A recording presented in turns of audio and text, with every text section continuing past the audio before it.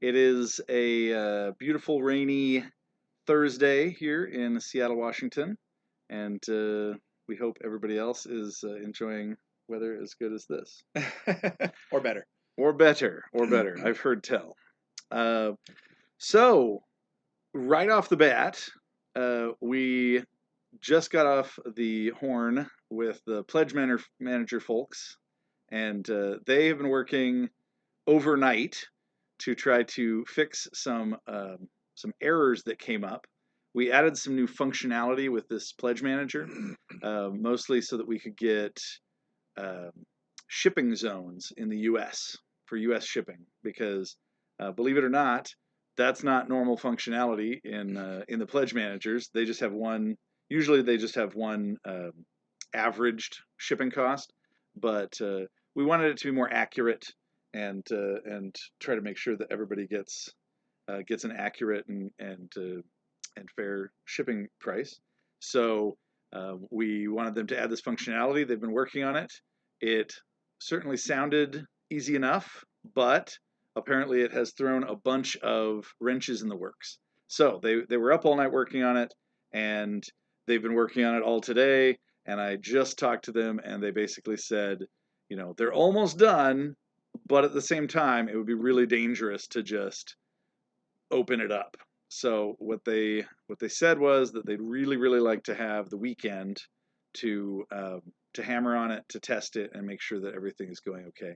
So the new plan is we're going to do the live stream now. We're going to reveal all of the super exciting debuts, get everybody totally informed about the pledge manager, and then you can have the weekend to fully prepare yourself.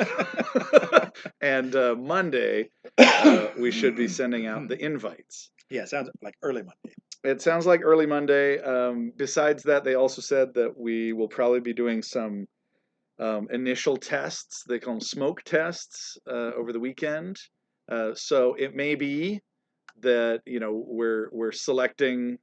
The tool has a functionality for basically you hit a button and it selects a random grouping of backers from across all the different pledge levels and sends them out an invite, and then we see what happens. They go through, they fill out the stuff, and then the pledge manager people pour over it and look to see what happens and if it blows up or if there's any problems before they open the floodgates. So it could be that you may be selected this weekend to be an early pledge manager guinea pig where you can check it out. And if they do, I don't think there would be any difference. It wouldn't say anything special. It would just be you get your invite early, and then we pay special attention to see what happens. But anyway, that's the update. It's not too big a deal. We're really excited, obviously, for this to launch and for everybody to be able to get all the goodies and all of that. But at the same time, we don't want it to blow up. We want it to be done right, and so we have to listen to the sage advice of the pledge manager overlords, or the pledge masters. The pledge masters, we'll call them, as the case may be. We'll call them the big giant heads, the pledge masters. Guilty. So it looks like Micah Williams says all good. So then we're all good? Yeah, we're all good. Michael says don't blow up. And then, Steven Hernandez says shenanigans. Steven. It's not our shenanigans, man. It is shenanigans, but yeah, it's unfortunate. But at the same time, it's a few days out of a long and winding road. So bear with us, and all will be good. All right. That being said, what if, I know it's not Brimstone Adventures, but what if we just at the top of this thing gave a quick touch base on Forbidden Fortress Phase 3? Phase 3, that's true. Would that be all right? I think we should do it. So I would dare say for our that, Forbidden Fortress fans, we actually just did an update on the Forbidden Fortress Kickstarter about those Phase 3 Pledge Manager add-ons that are basically an update on the shipping and where things are at. We just got the container, the first container with these items, these Phase 3 Forbidden Fortress items, in-house, and so we actually have the stuff physically in hand for the U.S. And so we were going to just show off a couple of those boxes really quick, and people can see that they are real and in hand. Right here we have the Takobake Samurai, who of course are towering giant mutant samurai of the Takobake clan, and and they have their own samurai Takobake samurai battle tactics they wield against the heroes, much like the samurai heroes do.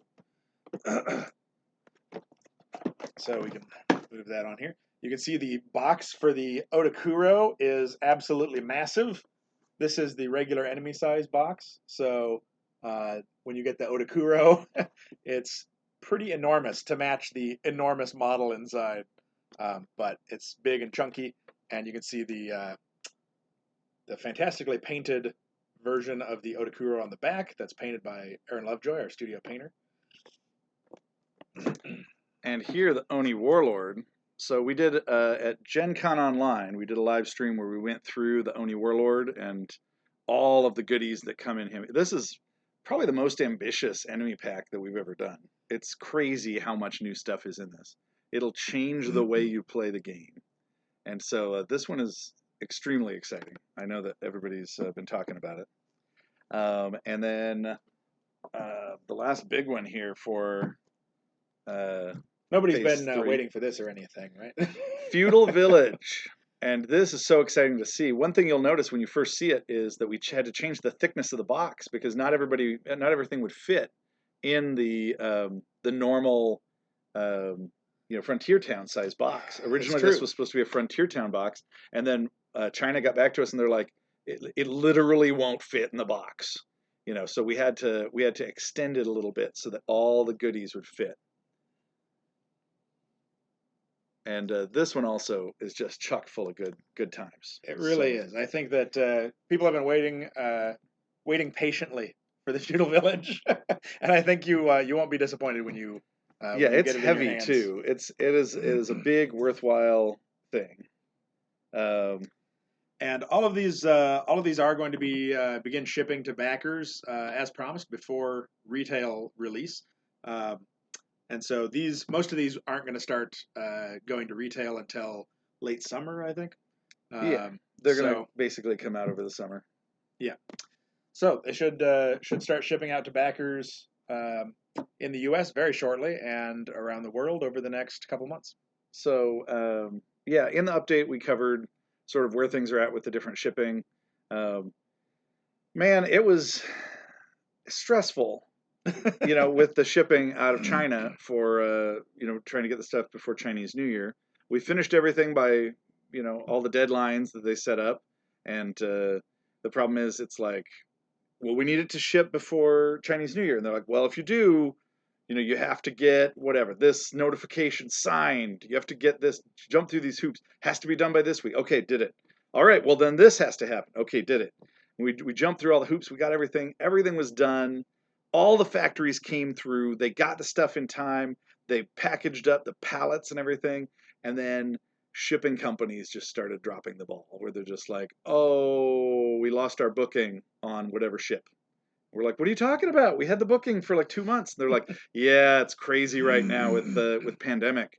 So apparently there's fewer ships because there's a kind of pandemic, concerns over a bunch of crew being in a tiny ship and all this stuff, and people working at the docks. One of the big issues is that because there was such a slowdown in stuff being manufactured over the course of the pandemic, the shipping lanes started running fewer and fewer ships across the ocean, and that meant that for all of the products that did want to go, there was way less room and way fewer containers to actually get onto the smaller number of ships going across the ocean. And then as more manufacturing started coming back online, as the pandemic has progressed, they haven't really been matching that with more ships. So the number of ships going across is way fewer, and there's a cargo container shortage right now. So it's hard to even get your stuff into a container, much less loaded onto one of the few ships going across the ocean.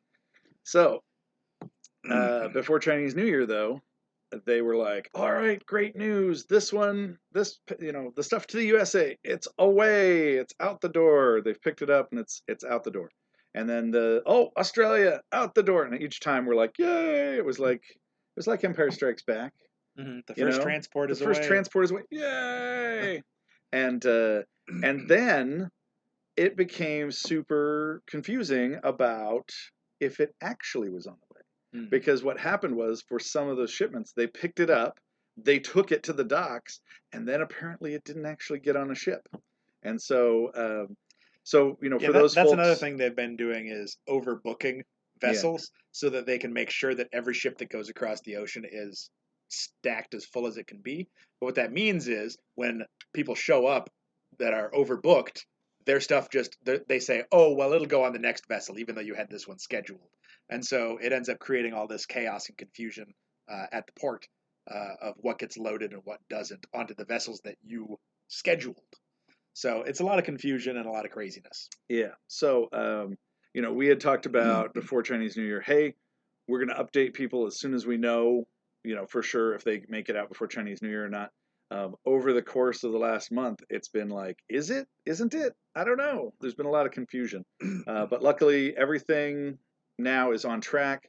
The shipment to the USA has already arrived in our warehouse now, and we're beginning to parse the stuff out and pack Phase 3 packages. We do have a couple people asking, what if they need to change their Forbidden Fortress Wave 3 shipping address?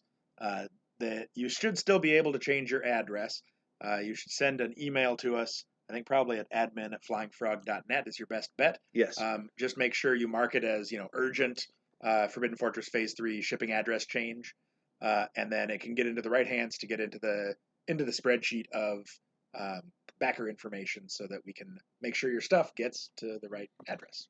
And a few people have asked about, hey, can I, get a refund now, or could I somehow change my pledge, add something to it, anything that kind of changes what's going on, the contents of the pledge, or a refund, or whatever about that. It's kind of too late because we manufactured the stuff in the quantities.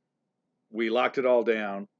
It is now either already arrived or on a boat across the ocean. So we can't really change pledges at this point. But rest assured, all of the stuff for Forbidden Fortress Wave 3, Phase 3, I should say, will be out in retail. So, if you didn't, if you're desperate to get the Otakuro and you didn't add them, it is too late to add them. But they will be out in retail this year. Yeah, they will be out in retail this year. I think that the first ones, I think it's the Otakuro and the Takobake Samurai are coming out third week of July, I believe, and then the rest of them follow suit over the summer. So let's see if we have any other questions here. Can I look at this for a second? Yeah. All right. And there's this too. Let's see here. Bill Curtis says, what if I want you to personally deliver it? Oh, that's a good idea. Would that be... We could do that instead of Brimstone Adventures. We could just become delivery people and carry stuff around the world. Actually, it might be difficult to travel in pandemic time. So let's see here. Graham says, love, love, love the new sculpts for the heroes of the revised core sets, especially the Preacher mini, top notch. You know what's interesting? The Preacher, he's in a really different pose. But if you go back and look like at the art book or some early places where we showed concepts and everything, that concept, I mean, the Preacher that you see now, the revised core set Preacher, it is directly based on the concept that we originally did. So nothing changed from the concept. It's just a new sculpt. Our sculptor Daniel actually made him amazing this time, and so it matches the concept a little bit better. But we're really excited about the new revised core sets as well. So let's see here. Steven Hernandez says a personal delivery would heal his broken arm. See, if the rest of this doesn't work out, we could always go into the healing business, where it's like, this personal delivery will heal your broken arm, and Steven Hernandez would immediately start pumping iron. Maybe so.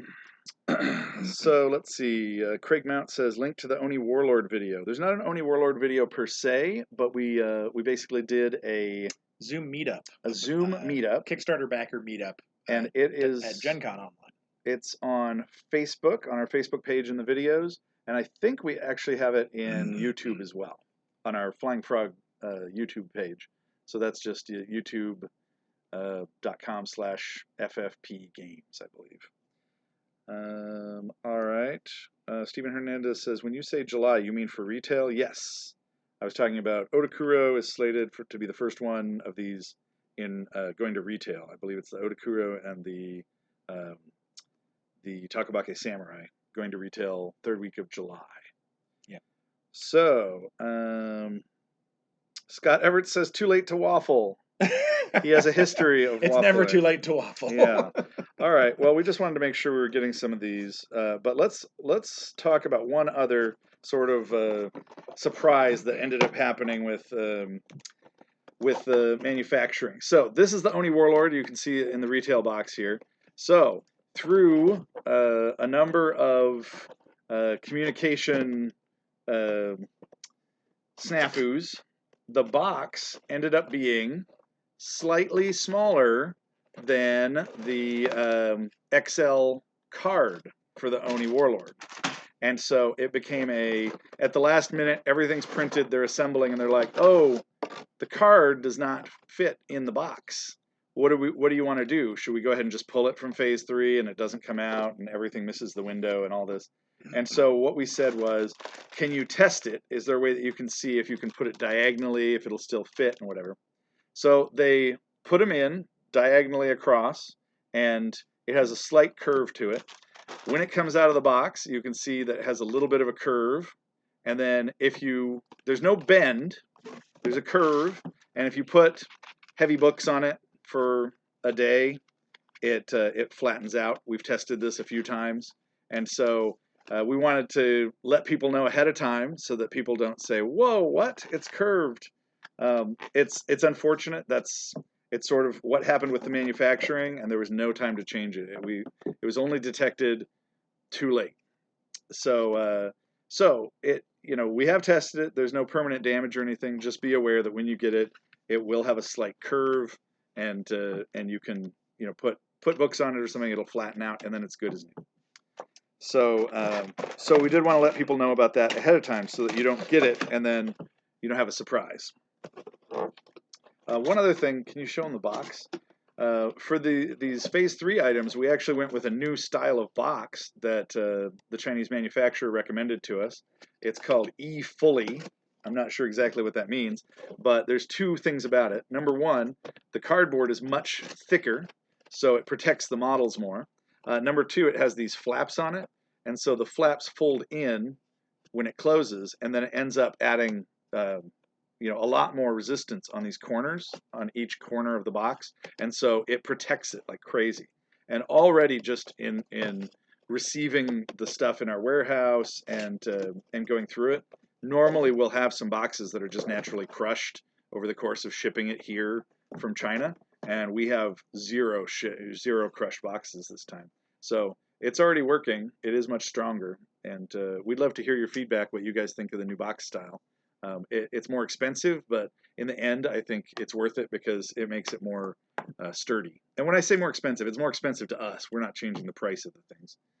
All right, so I think that covers all of the phase 3 stuff.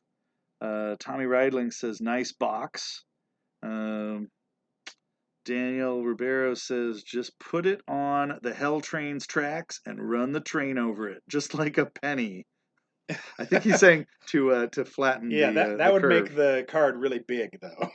Adam Miller says, that's a curve ball you're throwing us. I see what you did there. Let's see. August says, better than coming in 2 halves that need to be taped together. Yeah, I don't think that was ever an option. That's true. But this is a better option. Yeah. All right. Well, so I think we should talk about some Pledge Manager stuff. We're here for some Brimstone Adventures. We are here for some Brimstone Adventures, and I even have some of the goodies right here. Here's our old friend, the Thunderforged Titan, in all his glory. We just brought a couple of these as show and tell pieces. This is the actual production plastic. This is one that I assembled. It goes together really easy, and it is beautiful and enormous. It's a fantastic, fantastic, exciting kit. I can't wait to paint this guy. All right, so why don't we? We're going to be going through a number of different images to show. So we're going to start actually with the Kickstarter exclusives. So these are going to be things that. So that's not. Oh yeah, that is okay. Good, good. Yeah. So we're going to start looking at the Kickstarter exclusives and just go over. Now these are all add-ons that we're going to be, that are going to be available in the Pledge Manager. So we're going to start with the exclusives. So these come with the pledge levels. Well, we'll go through each one. Yeah, because there's different sure. things. So this is the Cursed Eternal Hero, and we're planning to have these actually manufactured in this Kickstarter exclusive hero box. There's going to be one generic box, or at least the plan is that there will be one generic Kickstarter exclusive hero box that you see here, and then it'll have a sticker saying which one it is. In this case, the Cursed Eternal. Inside, you'll find the miniatures for the male and female Cursed Eternal, and all of their, paperwork, rules, hero card sheets, cards, upgrade chart, cards, all that good stuff. The Cursed Eternal Hero, it is exclusive to the Kickstarter. This is going to be part of people's Warlord Pledge, Explorer Pledge, and Lion Pledge. Yeah, that's correct. And you can buy extra copies in the Pledge Manager if you want. So if we go on to the next one here, we should have, well, I was expecting a different one, but this is the Daimyo. So this was one of the Kickstarter exclusives from Forbidden Fortress. And, we wanted to open it up to have an option for people that missed the Forbidden Fortress Kickstarter to be able to get the exclusives from our previous Kickstarters. Right. So this particular one comes with the male and female daimyo and their armored ashigaru, which are allies. And because they're allies, they actually come with kind of some of the ally material. Yeah. The chart that has their, gruesome deaths. What's it called? The gruesome fate. Chart. Gruesome fate. So it's a lot of fun. I mean, these guys come built in with their own retinue of allies, which is really cool. This is definitely a fan favorite hero class. Previously exclusive to the Shogun pledge in the Forbidden Fortress Kickstarter.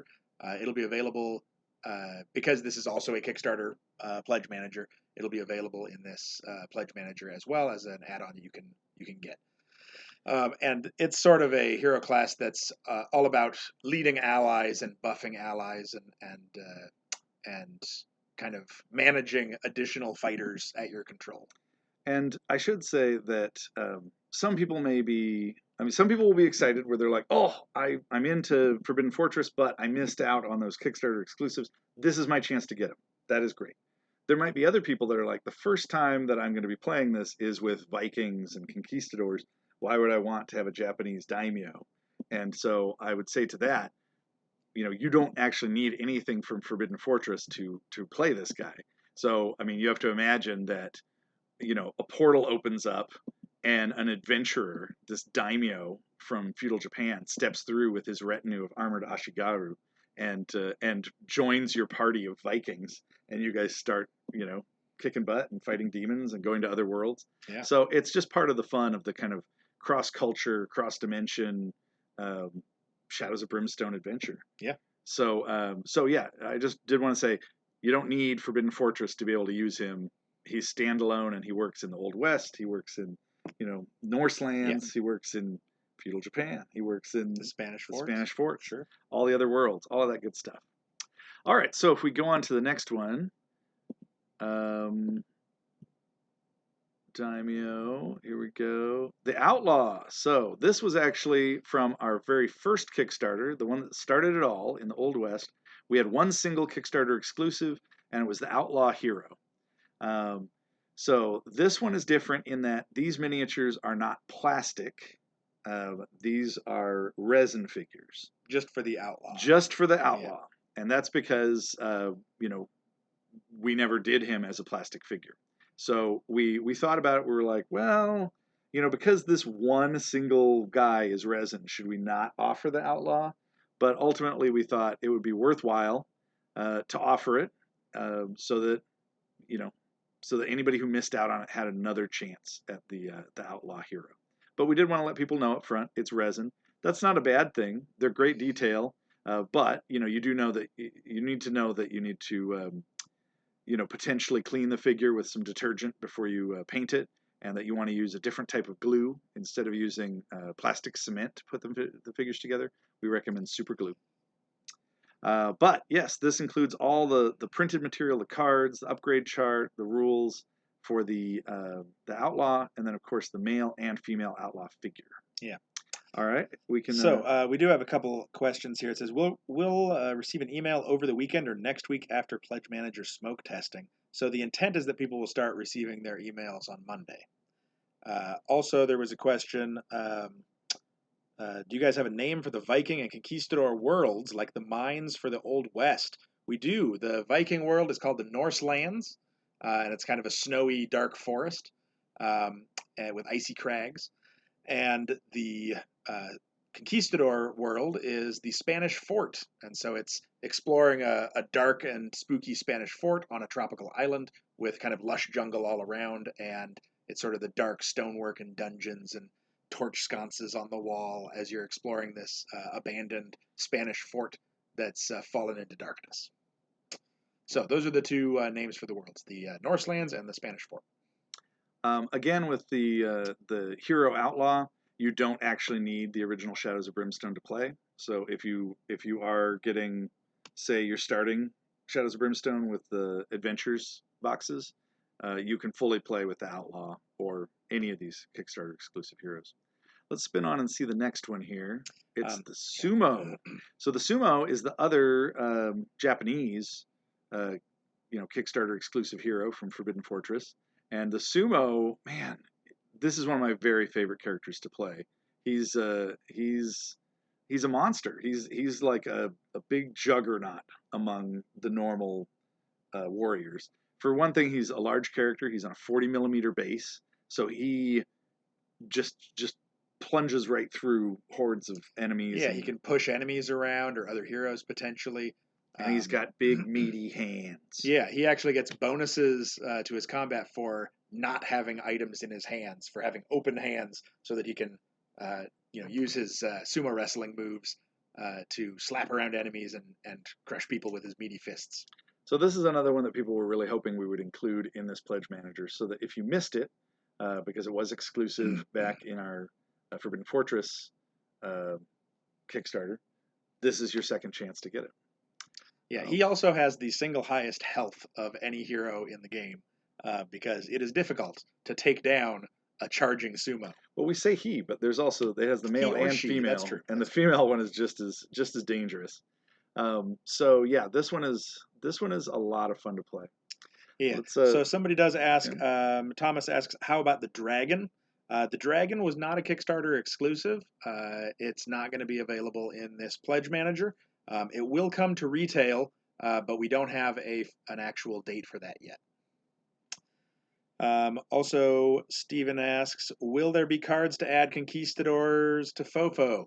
Well, you can add the Conquistador heroes to any of your existing sets to be playable characters. With the Rivals card set, there are cards for using Conquistadors as enemies that you can fight, along with Vikings as enemies, or the other rival sets for Old West heroes as enemies, or Forbidden Fortress heroes as enemies. Are you guys excited about Rivals? Is that something that people are looking forward to? I think it's going to be good. I think people are going to like it. All right, let's spin on to the next one. So, the Tredaran Veteran Hero. This is one from our Forbidden Fortress Kickstarter. It's the third of the Kickstarter exclusives from that Forbidden Fortress Kickstarter. It's not from feudal Japan. This is the first time that we allowed people to actually play a hero from Tredara. And specifically, these guys they're a veteran of the Tredaran Wars, but they left that all behind. They escaped through a portal, and now they travel around having adventures in the Old West or in feudal Japan or the Norselands Yeah, or really across Spanish forts or other all other worlds. worlds. Yeah, and so they're kind of like outcast Tredaran veterans. Yeah. And the reason I mention this is because the Tredaran Strike Team in the new Brimstone Adventures, those are playable Tredaran heroes, but they're more heroes that are actively They're Tredaran military actively heroes. Tredera, yeah. So, and they're also a team hero. So the idea is that they're a strike team that's going on missions for their nation, their Tredaran nation. And so a lot of times you will run into, enemies across other worlds. But the rivals works really well for using the Tredaran strike team, because suddenly you can have Old West heroes and Forbidden Fortress heroes as enemy groups that you encounter with your Tredaran strike team, which makes it really exciting. Well, the other interesting thing is if you had a group of adventurers and you've got some Tredaran Strike Team guys, and then you have a Tredaran veteran, Yeah. there might be some friction there. Yeah, where yeah. it's like, well, I say we need to head this way, and it's like, who asked you, deserter? It could be kind of interesting, that friction. But they definitely have some synergy with the Tredaran veteran and the strike team. That's true. We do have a question that's: do all cards for Targa and Jargona from Adventures will be identical with cards from the original sets, so that we can mix it with no problems? All of the ones that have the same card backs, they all have the same card backs for the appropriate decks. So the Jargona artifact card back is the same between Adventures and the original stuff. The Otherworld threats, the encounters, all of those card backs match, so that you can mix them in. Also, Marianne Osborne asks, could you please clarify for the heroes, will any of the cards or rules be revised, or are they the same as the ones we already have? These are the same characters and cards that you guys already have, so if you already have these characters, you don't need to worry about it. The stuff is not revised in any way. It's just the same heroes and printed material that you guys already know and love. All right, maybe we should spin on and see. Yeah. And then the Tredaran Strike Team that we were actually just talking about. And this is just showing the box, the mock-up box anyway, for the Tredaran Strike Team. So Jason, you've been developing on these guys most recently, right? The Tredaran Strike Team are pretty exciting. I mean, we talked about them being a team hero with the different kind of occupations being the variations that you play as, with the engineer and the legionnaire and the weapons specialist and the sergeant being the four different kind of subclasses for this group. But they have their own missions. They have their own campsite that they can build as you progress through playing a campaign. And they're going to be a lot of fun. You can actually, there's cards for each of the different nations, so you can, for the team ability cards, you can choose if you want to have a strike team where all the characters are from one Tredaran nation, or if it's a combined operation of some sort, so that you have characters from different nations working together towards a common goal. And so heroes that are of a particular Tredaran nation can bring along team ability cards for that nation. So there are specifically Shintaro Core team ability cards and the Union team ability cards. And so you'll get a lot of cool interplay between the different nations if you have a mixed group, or some extra benefits if everyone is from the same nation. One other thing that we actually unlocked during the Kickstarter was the tank. And when we have this is the 3D print of the tank here. You can see it in all its glory. This is the Tredaran Mark II Scout tank. And this is going to be a big behemoth. And you can see he's got, we have a little a tank commander in the top. You can actually choose to have him in or pull him out and close the flap. There's a lot of options for this. We have some optional weapons that you can get. Different weapons for the main weapon, different weapons for the side sponsons, and then we also have different icons that, actually it's on this side, different icons that go right here where it has it for each of the different Tredaran nations. Yeah. And so one of the things that I think a lot of people are going to like to do is possibly magnetize the different icons that go on the side, so you can swap out which nation it's for. Yeah. I was just going to say that when we unlocked the tank, it unlocked 2 new tank missions in the strike team box, right? That's true, yeah. Yeah, so it's basically 2 missions. It comes with 2 missions itself, which are about fighting the tank, and then it also unlocked 2 missions for the Tridarian Strike Team that are about working with the tank or trying to rescue a tank that's been disabled out in the field. And so I think that's going to add a lot of cool play using the tank both as an enemy and as someone that's an ally for you if you're playing a Tridarian Strike Team. Did you want to talk at all about the different armaments? The Sure. different weaponry? So, yeah, so one of the cool features of the Tridarian tank is that it actually has weapon slots on it. So when you run into a tank, you draw to see, there's cards for the different weapons. You draw to see what the side sponsons are, what the secondary armament is, and what the main cannon is. And this is not something that was during the Kickstarter. This is new Right. development. This is new. This is breaking news. During game development, basically having different weapons that it can be armed with to attack you. There's the giant cannon on the front, which could be a normal cannon. It could be mortar. A mortar that like kind of lobs explosive shells. Or there's also one that has a kind of souped up darkstone laser that it fires. And for the side sponsons, you have the fire throwers, which are basically like flamethrowers. But there's also the option for the Banshee sonic wave guns, like shockwave guns. And some of these we've seen before. They're in the Yeah. Tridarian Otherworld set. Yeah, in the Tridarian Otherworld, some of these are weapons of war, but these are kind of tank versions of those guns. And so it has the kit, plastic kit actually currently is slated to come with different weapon options that you can sort of plug and play into those different weapon slots to sort of customize your tank to look exactly the way you want it and to have the different weapon options. So we did have another question here. Tommy asks, if your party has, say, one Fofo, one Western, one Conquistador, and one Viking, will they have any of the new team play mechanics? So the team play mechanics are specifically for the team heroes. For if you have a Viking, you have access to Viking team abilities. Each Viking you have on your team adds one team ability card to the pool at the start of each game. So if you have one Viking as part of the team, you're going to add one Viking team ability card. If you have 3 Vikings, you're going to add 3 team ability cards for the Vikings. Many of those cards are Viking or Norse only for their usability in game, but several of them are also just for all heroes. So if you have a Viking and a Conquistador on a team with some Old West heroes, you'll still be adding a Viking team ability card or a Conquistador team ability card, but depending on what you draw at the start of each adventure, it may only help the Viking or it may help all the heroes. But part of that is to really reinforce that the more Vikings you have on a team, the better they're going to work together as kind of a crack fighting force. All right, I don't know that we got through all of the Kickstarter exclusive heroes, so let's get back to that. Sure. So we have the Valkyrie, which we're showing on screen there, and the Valkyrie hero set is interesting because Valkyries are female by definition, and so instead of having a male and a female version of the Valkyrie, we have 2 types of Valkyrie. That's right. That are pulled right from Norse lore. Yeah, so with the Valkyrie, the 2 sides, instead of being male and female, you have one side that's the Shield Maiden, which is all about sort of defense and protection and healing. And then the other side is, instead of a male Valkyrie, of course, it is the Valkyrie Avenger, which is, sheds a lot of that armor and shield in favor of being very aggressive, very attack oriented.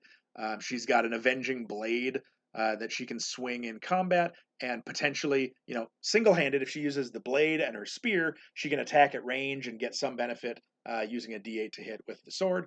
But if she uses the avenging blade two-handed, she actually has the opportunity to slice enemies in half if she does enough damage to them in one hit. So it's pretty exciting for large size and smaller enemies to be fighting a group of trolls and be actually slicing them in half so they don't get their regeneration, and makes it definitely feel very epic when a Valkyrie Avenger is kind of storming through the enemies. And the Valkyrie is a Kickstarter exclusive hero for Brimstone Adventures, and it's included in your Warlord pledge, in your Explorer pledge, and in your Wolf pledge. And so if you have any of those pledge levels, then you'll be getting it already. But we do have extra copies so you can get additional Valkyries if you want, just like the Cursed Eternal. Mm-hmm. All right, now that may be the last of the heroes. So let's move on, and I should say last of the Kickstarter exclusive heroes, because we also need to look next at one that we opened during the Kickstarter. It's the Jaguar Warrior. So here he is, and this, I think, is going to be people's first look at the Jaguar Warrior. So you can see the male and the female version there. These guys turned out great. Some of my favorite sculpts of the new heroes. And you can see also the illustration there. That illustration on the front of the box shows the male of the Jaguar Warriors. So this is one that we unlocked pretty late in the game, right? It was maybe in the last day or something like that of the Yeah, it was Kickstarter. very close to the end. Yeah, It was very close to the end. And do you want to talk about the Jaguar Warrior at all? I mean, it's an Aztec hero. Yeah. Right? So one of the cool things with the Jaguar Warrior is that it's basically an Aztec hero that can join up as a fellow soldier with the conquistadors fighting a much bigger threat, which is the Serpent Men that are sort of moving out from the swamps of Jargono to conquer new lands across the tropical jungles and Spanish forts that the Spanish have set up. And so you can get a Jaguar Warrior and add him to your conquistadors or to your Vikings or Cowboys or whichever group you want to add him to. But he's also specifically designed with pretty diverse starting upgrades, like one that makes you into an Eagle Warrior, for instance, as opposed to just a Jaguar Warrior. And so it's intended so that you could get multiple Jaguar Warriors hero classes and have a party of Aztec Warriors instead. And so these guys are full-on hero classes. They're not a team hero, so they don't have those team ability cards or anything like that. But having the theme of Aztec heroes as a party is pretty compelling, I think, and pretty exciting to be able to go and investigate, Spanish forts that have fallen into darkness, or take the fight to the Serpent Men in Jargono. So I just had to point out a few of these comments that came in. So Robert Ross said, right as he typed this, needs a complimentary Eagle Warrior to go with it. You said, and you can play as an Eagle Warrior. And I thought that timing was amazing. I think it's funny that Jeremiah Marsden says, need to learn to paint leopard skin, which, fantastic. And then Craig Mount wants to know what I'm drinking. I'm assuming he's talking about me because you're not really drinking stuff. I have... from McDonald's. I have a McDonald's large unsweetened tea. The drink of champions. The drink of champions. Okay, Yeah. so and I believe that the models actually have some variant to the plastics on these guys, right? well, we have not gotten that far yet. So the thing is, we don't like to talk about it until we kind of know what's going to happen. But we're going to see what we can fit in with any of the kits. Especially the newer ones, we've been trying to incorporate as much, posability or optional arms, alternate arms, alternate heads, or things like that. Like the Frontier Dock is a good example where you've got the alternate arm options to either give them the bone saw or to give them the sort of collection jar in their hand. So it gives you a little bit of variability in the characters. Same thing with the Jargono Native, where we were able to do a version with and without the bows. So, so anytime we can do that, we will. We are hoping to do some alternate kind of helmets so that they're less Jaguar and more Eagle. But we'll see what we can do. Sure. Todd says Shamrock Shake is back at McDonald's. That is true. I haven't gotten one this season yet, but I'm excited to do so. It's March. All right, Micah Williams says, what will be their starting personal items? Again, that probably is too early. For the Jaguar Warriors? So they actually, much like the Jargono natives, they come with a small set of Aztec personal items. All right, so let's look at the next one. Now, that is not what I expected it to be, but it's a giant reveal. See, we get some surprises too. All right, everybody. We have not even talked about this. It's not even, no one knows. Here it is, the Norse dwarf. So this is a new Viking character that is sort of a blacksmith type. Yeah. And so dwarves are pretty common in Norse lore and sagas. And so we wanted to bring in, much like the Valkyrie is a mythic hero, we wanted to bring in another mythic hero for the Norselands theme. And so we have the Norse dwarf. Yeah, he, like Scott said, he's basically kind of a Viking hero. He can forge using darkstone and gold to create new items and new upgrades, and to enhance your attacks, his own attacks and other attacks of other heroes. And he also, you can see he's got the male and female version of the character there, and he's got a giant two-handed forge hammer. There's also the option on the female character. You can see she has sort of clamps and a smaller forging hammer, single-handed forging hammer.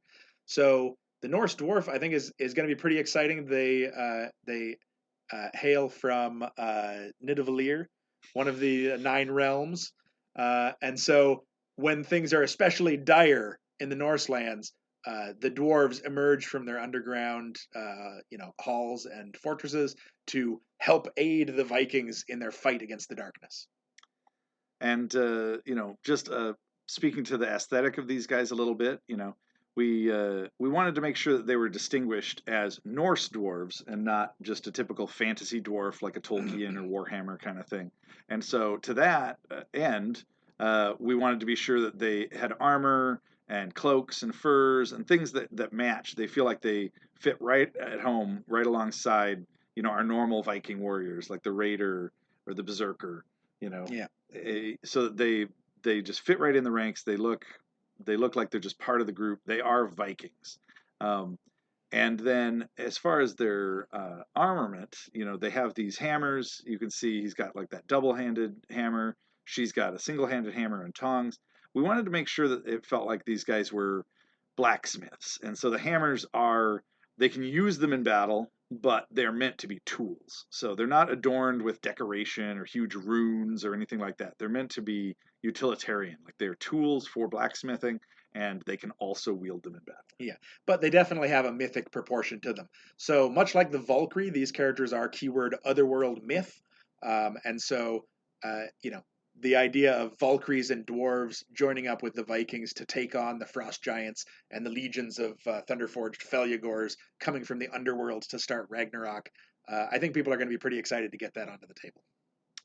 So this is one of our biggest reveals, having a brand new hero that we had never talked about before, and he is going to be debuting for the first time in the Pledge Manager. Yep, as a new add-on that you can add. So he was not part of any of the pledges. Yeah, he's one of the new add-ons. It's brand new. It's going to ship in phase 3 because we need time to develop them and produce them and all that stuff. I'll also say it's not exclusive, so this will be in retail at some point, but you can be the first to get them because the phase 3 things we're delivering to backers before they go to retail. Yes. All right, so maybe we can look at the Ulfsark. There he is. So the Ulfsark Skinwalker, we talked about this in the latest update for Brimstone Adventures. Yeah, and the Ulfsark was actually a stretch goal that didn't get unlocked during the campaign, but we basically wanted to create him as an add-on that people could add in the Pledge Manager because it's a pretty exciting hero class, and a lot of people were really really looking forward to being able to play as an Ulfsark Skinwalker. So the idea is that these guys are a little bit more tribal, shamanistic characters that live out in the wilds and the wilderness, and they use special totems and furs to transform into these kind of werewolf skinwalkers. They still get to use their shield and whatnot when they transform into a werewolf, which is pretty exciting. And you can see that they still wear the sort of wolf claw necklace around their neck even once they've transformed. But of course, they can't use the axe, so they plant that in the ground and then transform into their big werewolf form to sort of tear enemies limb from limb. So you can see on the model for the Skinwalker there, the werewolf form, he has the shield in hand and the axe planted into his base. So we have that as it's a separate piece. It's not connected to the foot or anything like that. And so if you want, you can put it just on the base of the guy, or you can have it as a separate piece, or you can put it on a separate base. Yeah, but it is a standalone model of the axe planted firmly into the snowy earth. Yeah, and the werewolf form, the werewolf skinwalker form, is a large size character. So when you transform, you become large size, and the model is on a 40 millimeter base. So it looks like somebody just said, "Will a Hell Train be in the PM as an add-on?" And is there a way? It would be great if we could just bring up that meme of Yeah, the somebody reset the clock. right. We need Idris Elba to walk in and Yeah. take care of that. So the short answer is no. The Hell Train is too big a project to do as an add-on in any Kickstarter. The Hell Train likely would be its own thing when it happens down the road. In all fairness, it's called the Impossible Hell Train. That's true. That's Yeah. true. All right. So, do you have any plans to add more lore-oriented stuff to old worlds like Cinder, or even classic Old West?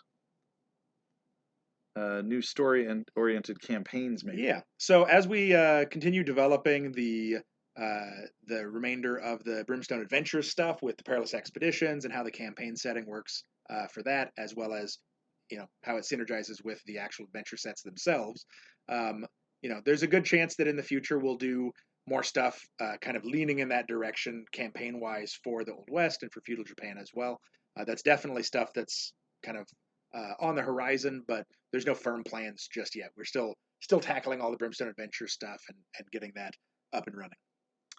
I will say that one thing we talked about in the recent Brimstone Adventures update that we posted was the fact that during development of the adventure sets, the camp that you play with the Viking camp or the Conquistador camp for the Between Town Adventures got a lot more campaign style and personalized as you play. And the missions in the adventure sets also got much more of a narrative through line. So there's 8 missions in the adventure sets. They tell a story from mission 1 to mission 8 as you play. You can play each of them standalone as well to sort of mix and match in your normal game sessions. But the intent is that you can start a new party of heroes, play the mission straight through from 1 to 8, and it tells kind of a narrative story as you go. Also, the way the camp sites have developed, it is very personalized. It starts kind of bare bones. You unlock more locations for the camp as you play. You also can upgrade each of the locations to your liking using different resources that you've gathered, like spending darkstone or gold, or in some cases, spending grit to unlock upgrades at locations. So you can upgrade each of the locations. You can also get generalized upgrades for the camp at the different locations. So things like having for the Vikings, there's one that's a throwing axe target range. So if you use your resources to build that target range at one of the locations, then suddenly all of your characters get to reroll, their first missed throwing axe hit when they attack with a throwing axe. So it's things like that where you can use the resources you've gathered not just to build up your heroes, but also collectively as a team build on the camp that you're creating as you progress through the campaign. It's a great new feature, and Yeah. it's something we're excited about. And for that's sure. definitely going to be built on. It's being built on even more in the Perilous Expeditions because suddenly it adds the ships that you're traveling on and being able to expand and upgrade your ship, and moving around the campaign map so that it's not.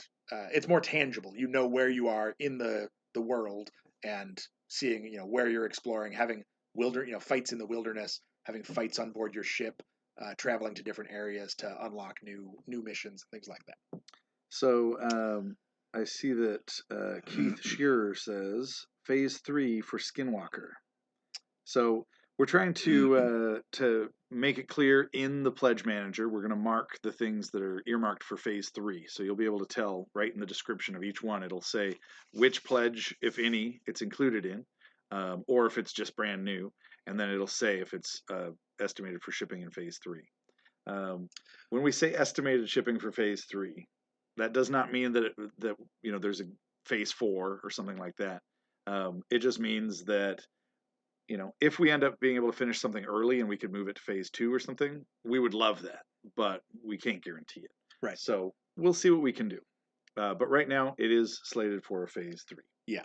And I mean, it's more important to us that we make sure that everything is really good and really solid and really fun than that it's, rushed or kicked out the door before it's ready.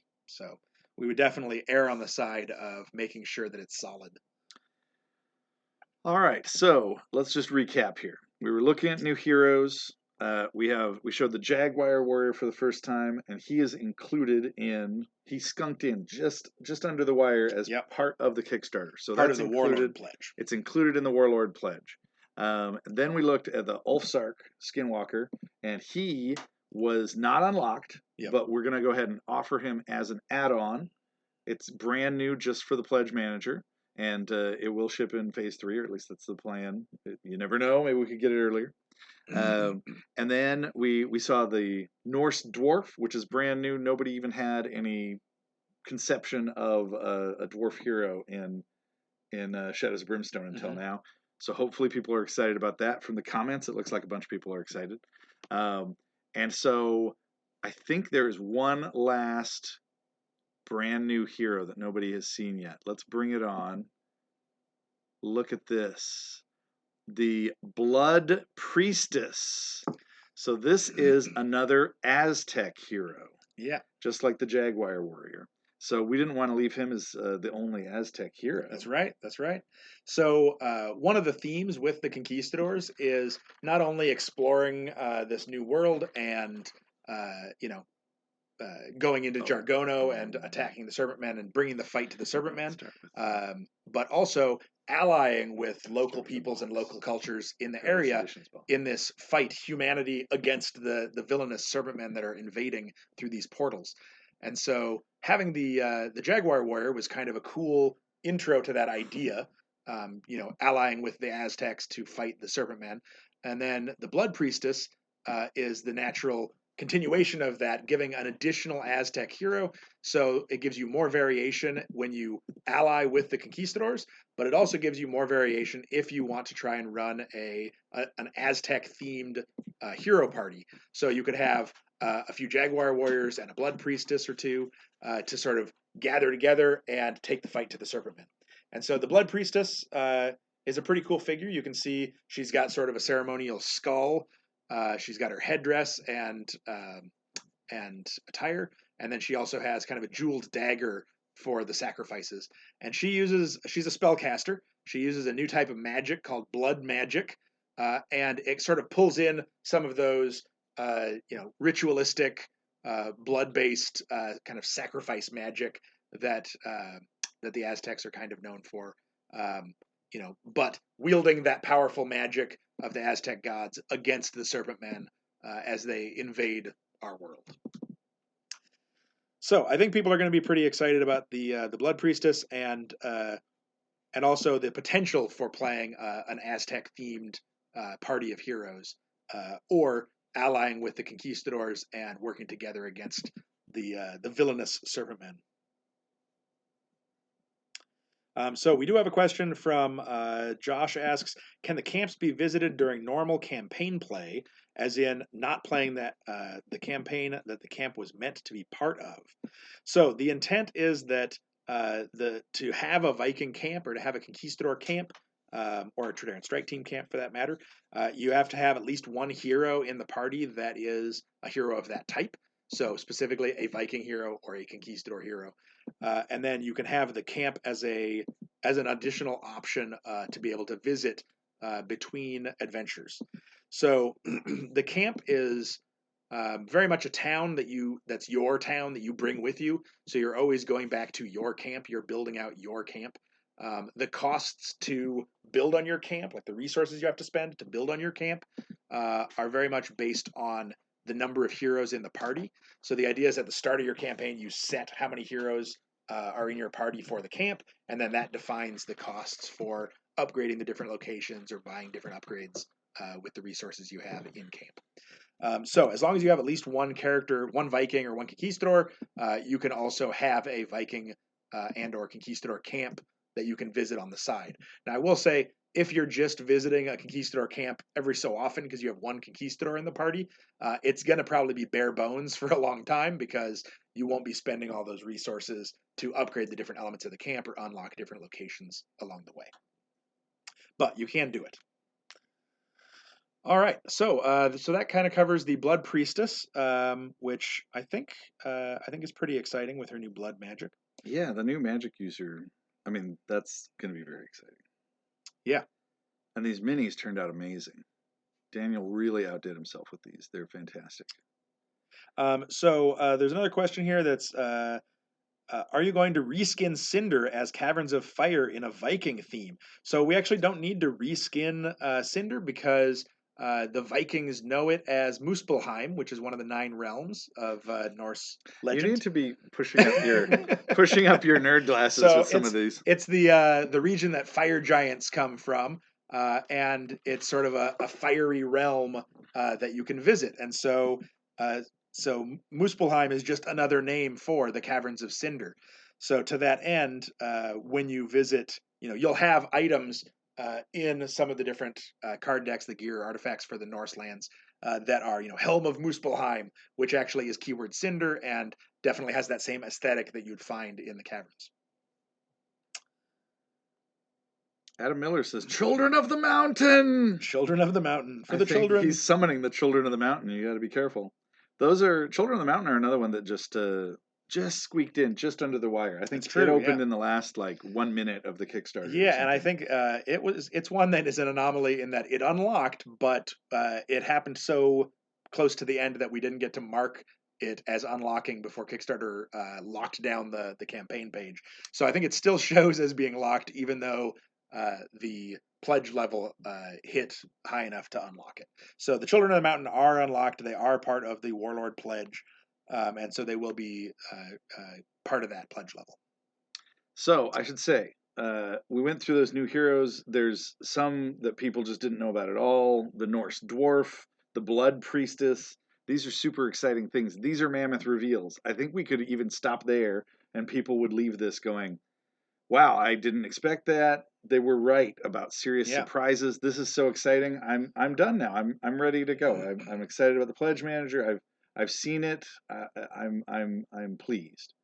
But I have to say, those are nothing. The biggest surprises are yet to come. Is that possible? Could we have It is more possible. surprises It than is this? possible, yeah. So let's look at our next sort of section of things. We're going to talk about expansions here.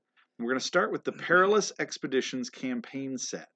So Before we dive right into this, there is yeah. one other question that's asked: will these new heroes have rivals cards? The answer to that is that yes. The plan is to actually have the rivals character cards that get added onto the enemy record sheet for the rivals for each of these new hero classes as well. So you can run into rival Norse dwarves or rival blood priestesses as part of the rivals enemies that you run into. Anyway, sorry, I just fit the last theme, Yeah, so I no, thought that's it would be fine. worth That's mentioning. fine. All right, and just to be clear, the Norse Dwarf, the Ulfsark Skinwalker, the Jaguar Warrior, and the Blood Priestess, none of those are Kickstarter exclusive. Right. So, down the line, after they've been delivered to, to Kickstarter backers, then they will at some point go for sale in retail. So, all right, so moving on, we're showing the Perilous Expeditions. Look, Jason, there it is, Perilous Expeditions. Now, Looks perilous. this is an add-on that is not part of any of the pledges, Right. but it is an add-on that we showed during the Kickstarter. So this was kind of the first big reveal way back when the Kickstarter was still going. We showed Perilous Expeditions, and one of the things that makes this so exciting is it is a campaign set, and this is something that people have been wanting for Brimstone for a very long time, and we're doing it with the Brimstone Adventures. So you can see the box for it there, and maybe we can go on and show some of the minis for it. It comes with Deep Stalkers, which are kind of fishmen. They actually look a lot like the fishmen of Atlarak. A little bit. They don't have From bubble helmets or capes, though. well, yes, but they're very Atlarakian. Hmm. If anybody knows them from our Conquest of Planet Earth game. But these Deep Stalkers are kind of fishmen that you may have to fight in battle at sea or on boats. or maybe even on land if they get brave and Oh yeah, they'll climb up right onto your ship, your Viking did you longboat, say or climb up or clam up? they'll no, they don't climb up. They are very vocal. Yeah. No, they climb right up on over the sides of your ships to attack you while you're traveling at sea and create fight encounters on the deck of your ship. And these aren't the only miniatures that come with Perilous Expeditions. It also has these Leviathan tentacles. And, you may be used to the other tentacles, acidic tentacles or the standard tentacles from Shadows of Brimstone Old West. These tentacles are actually much bigger. They're taller and lankier, and they've got those kind of, you know, pod ends. And so they're a very unique look, and you can see they're coming up specifically up out of the water. Yeah. And so these will attack your ships when you're on a boat. Did you want to touch on some of the reasons why perilous expeditions are cool, so that people understand when they see it in the Pledge Manager what that means? What is Sure. perilous expeditions? So, Perilous Expeditions is a campaign box for a narrative campaign for both the Vikings and the Conquistadors. And the idea is that it gives you three new folding maps that you get to use. One is a map of sort of the wilderness of whatever area it is. So, the wilderness in the Norselands, or the wilderness in the deep jungles, the tropical jungles in the Spanish Fort maps.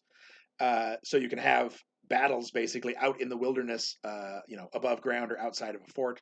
Um, there's also a map that is the deck of your ship. So it's the Viking longboat or the big kind of Spanish tall ship that you use to sail around the campaign area.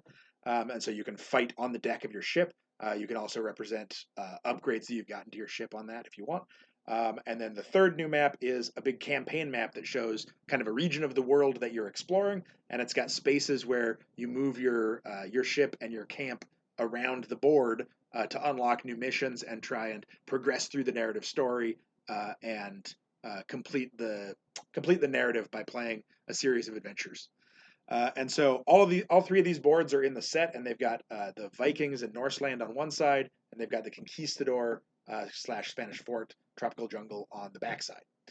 And so it's very much a campaign box. So you can get this set and start a new group of heroes or an existing group of heroes and play through the story for several missions um, to sort of tell a story and build the story as you go.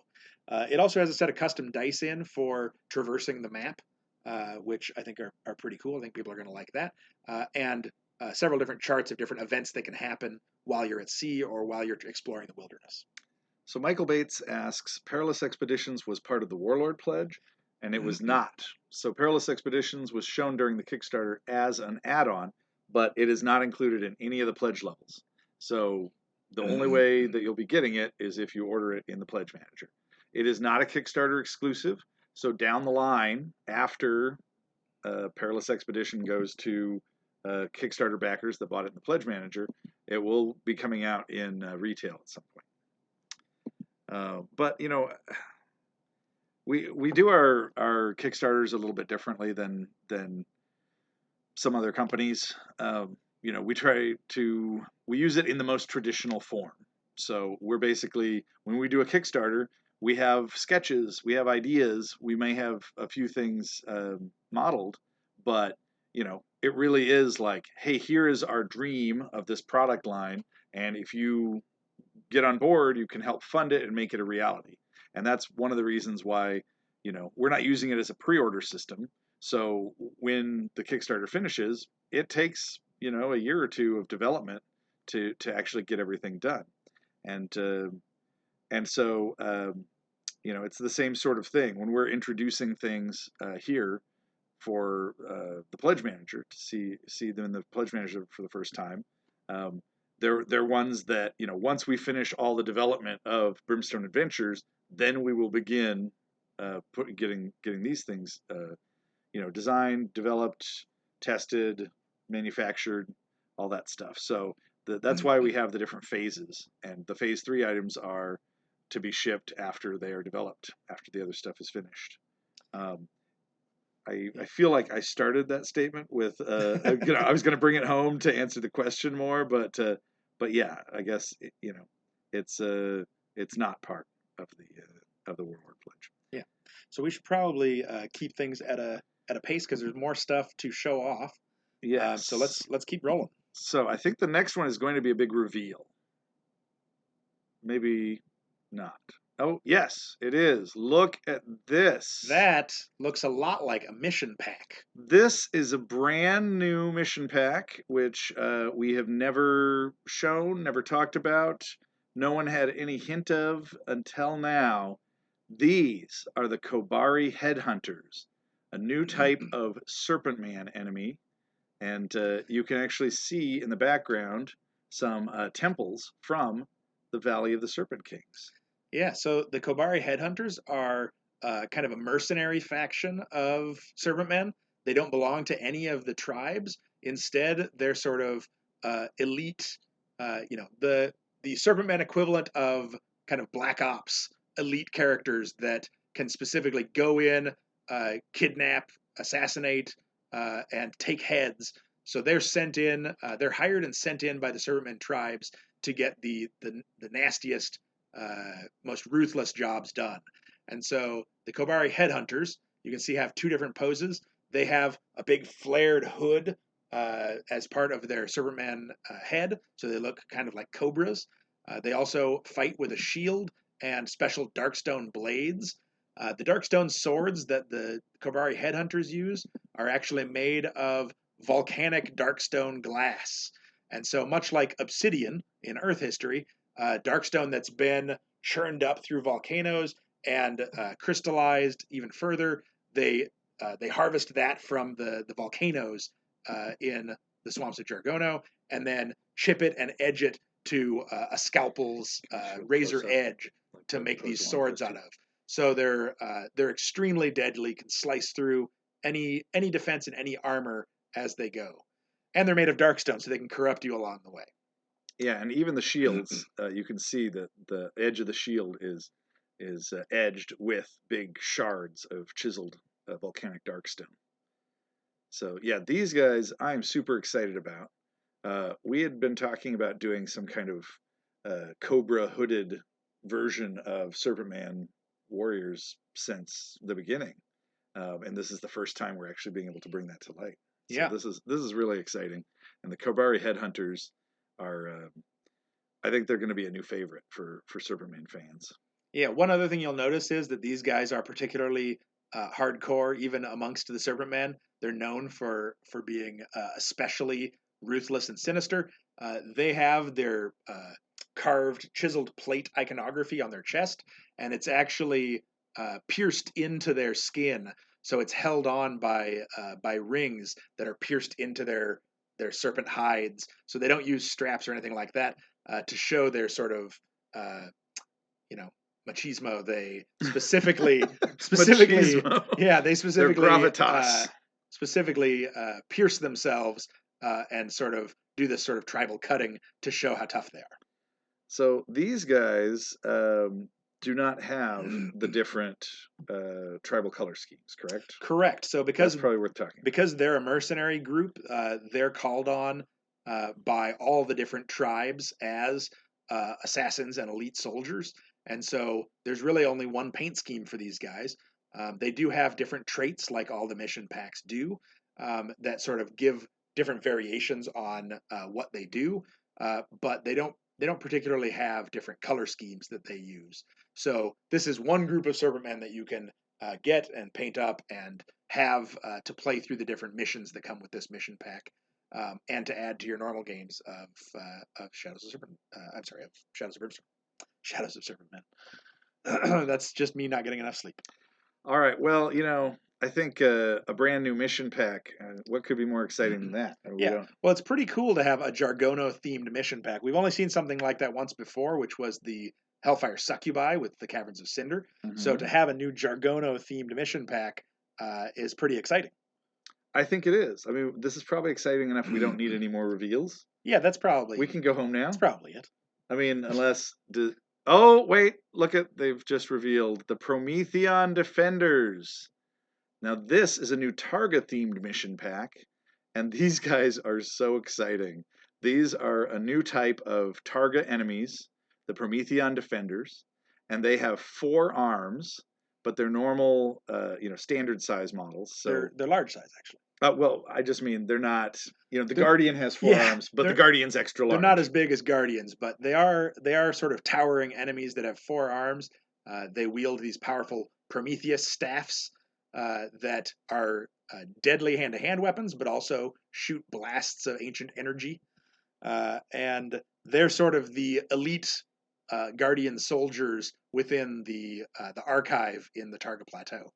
And so they're awakened when the library is breached and the archive decides that it needs to bring out the big guns to take on the invaders. So this is another one where way, way, way back when we were originally designing the Targa stuff and we were doing the Guardian, there was a concept sketch of a 4-armed Guardian type guy, but he was not extra large. Right. And he had this staff. And we were like, that is so cool, but we couldn't fit it in until now. But, all this time, for years, this has been kind of part of the lore that we wanted to bring out. And so getting to do them now and show the Promethean Defenders, it's super exciting. This is, for me, it feels like the missing part of the Targa enemy army that we haven't seen up until now. And we're getting some close-ups here. You can see here's one of the poses, and you can see that staff weapon. It's very in theme for Targa, and you can see some of the the shoulder pads are reminiscent of the Guardian stuff. The head is reminiscent of the Custodians. We always take great care to make sure that all of these guys feel like they're just part of the lore and part of the style established. And it's been such a treat with Brimstone Adventures to go back to revisit Jargono and Targa, the first other worlds that came out in the core sets, and to revisit and add new. Let's delve into parts of Jargono. Let's look at the Valley of the Serpent Kings. Let's see the sunken temples and the Serpent Kings riding beasts, winged beasts, and let's go into Targa and explore the archive library, and let's see the librarians and and now the Promethean Defenders. This is exciting. So one thing I don't think we've really talked about with the Targa Plateau library, which is the new kind of version of the Otherworld in the Gates of Valhalla set. Wait, I'm sorry. Thomas says, "I just wet myself." Uh-oh. Sorry, go on. It's okay. We can't see you. You have time to change. Anyway, I was going to say one thing that's pretty cool with the Targa archive, the library, is that there's a sinister intelligence that's awakened when you start exploring that portion of the city, and it can actually learn from you as you play. So basically, as you explore the Targa library, you start adding these archive markers to the depth track, and if it builds up enough markers by the end of the game, it actually adds an archive knowledge to your campaign log, which means the library has learned enough about you and starts getting bonuses against you for the rest of your campaign. And so the more you explore the library, the more dangerous it potentially becomes as the sinister intelligence of the library learns about you and starts changing its tactics and its attack patterns to challenge you more and more. All right. So we've seen the Kobari Headhunters, new for Jargono, a brand new mission pack. We might want to actually define for people that are brand new to this. They may not know what a mission pack is. So a mission pack is basically introduces a new enemy type, and it does a deep dive into that enemy type. So it has a new set of trait cards. So whenever you fight that enemy, you draw a trait card to see what kind of variation there is on that enemy. So they have different abilities or different methods of fighting, depending on which trait card you have. It also includes 4 new missions that are meant to be sort of a narrative story that you can play out as sort of a mini campaign or add to one of your existing campaigns.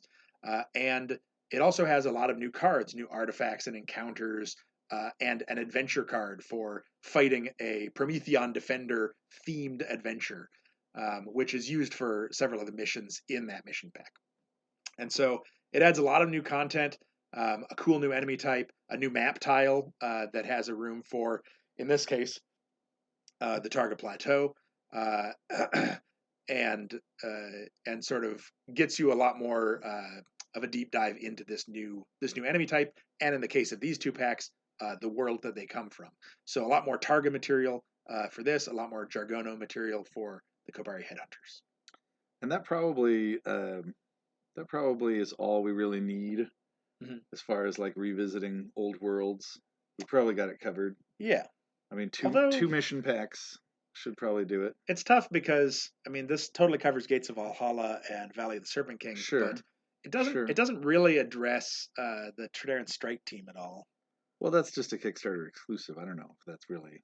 Yeah, but I mean it's in a box. It would be fun to add something to It, Tradera. it would be interesting. I You mean, want to go back to Tradera and do a mission pack in Tradera? people do think that Tradera is too easy, so I don't know if anybody thinks that. All right, well, maybe we'll do our last giant reveal. Let's see what we got. Oh no, the Tredaran Monarchy mission pack.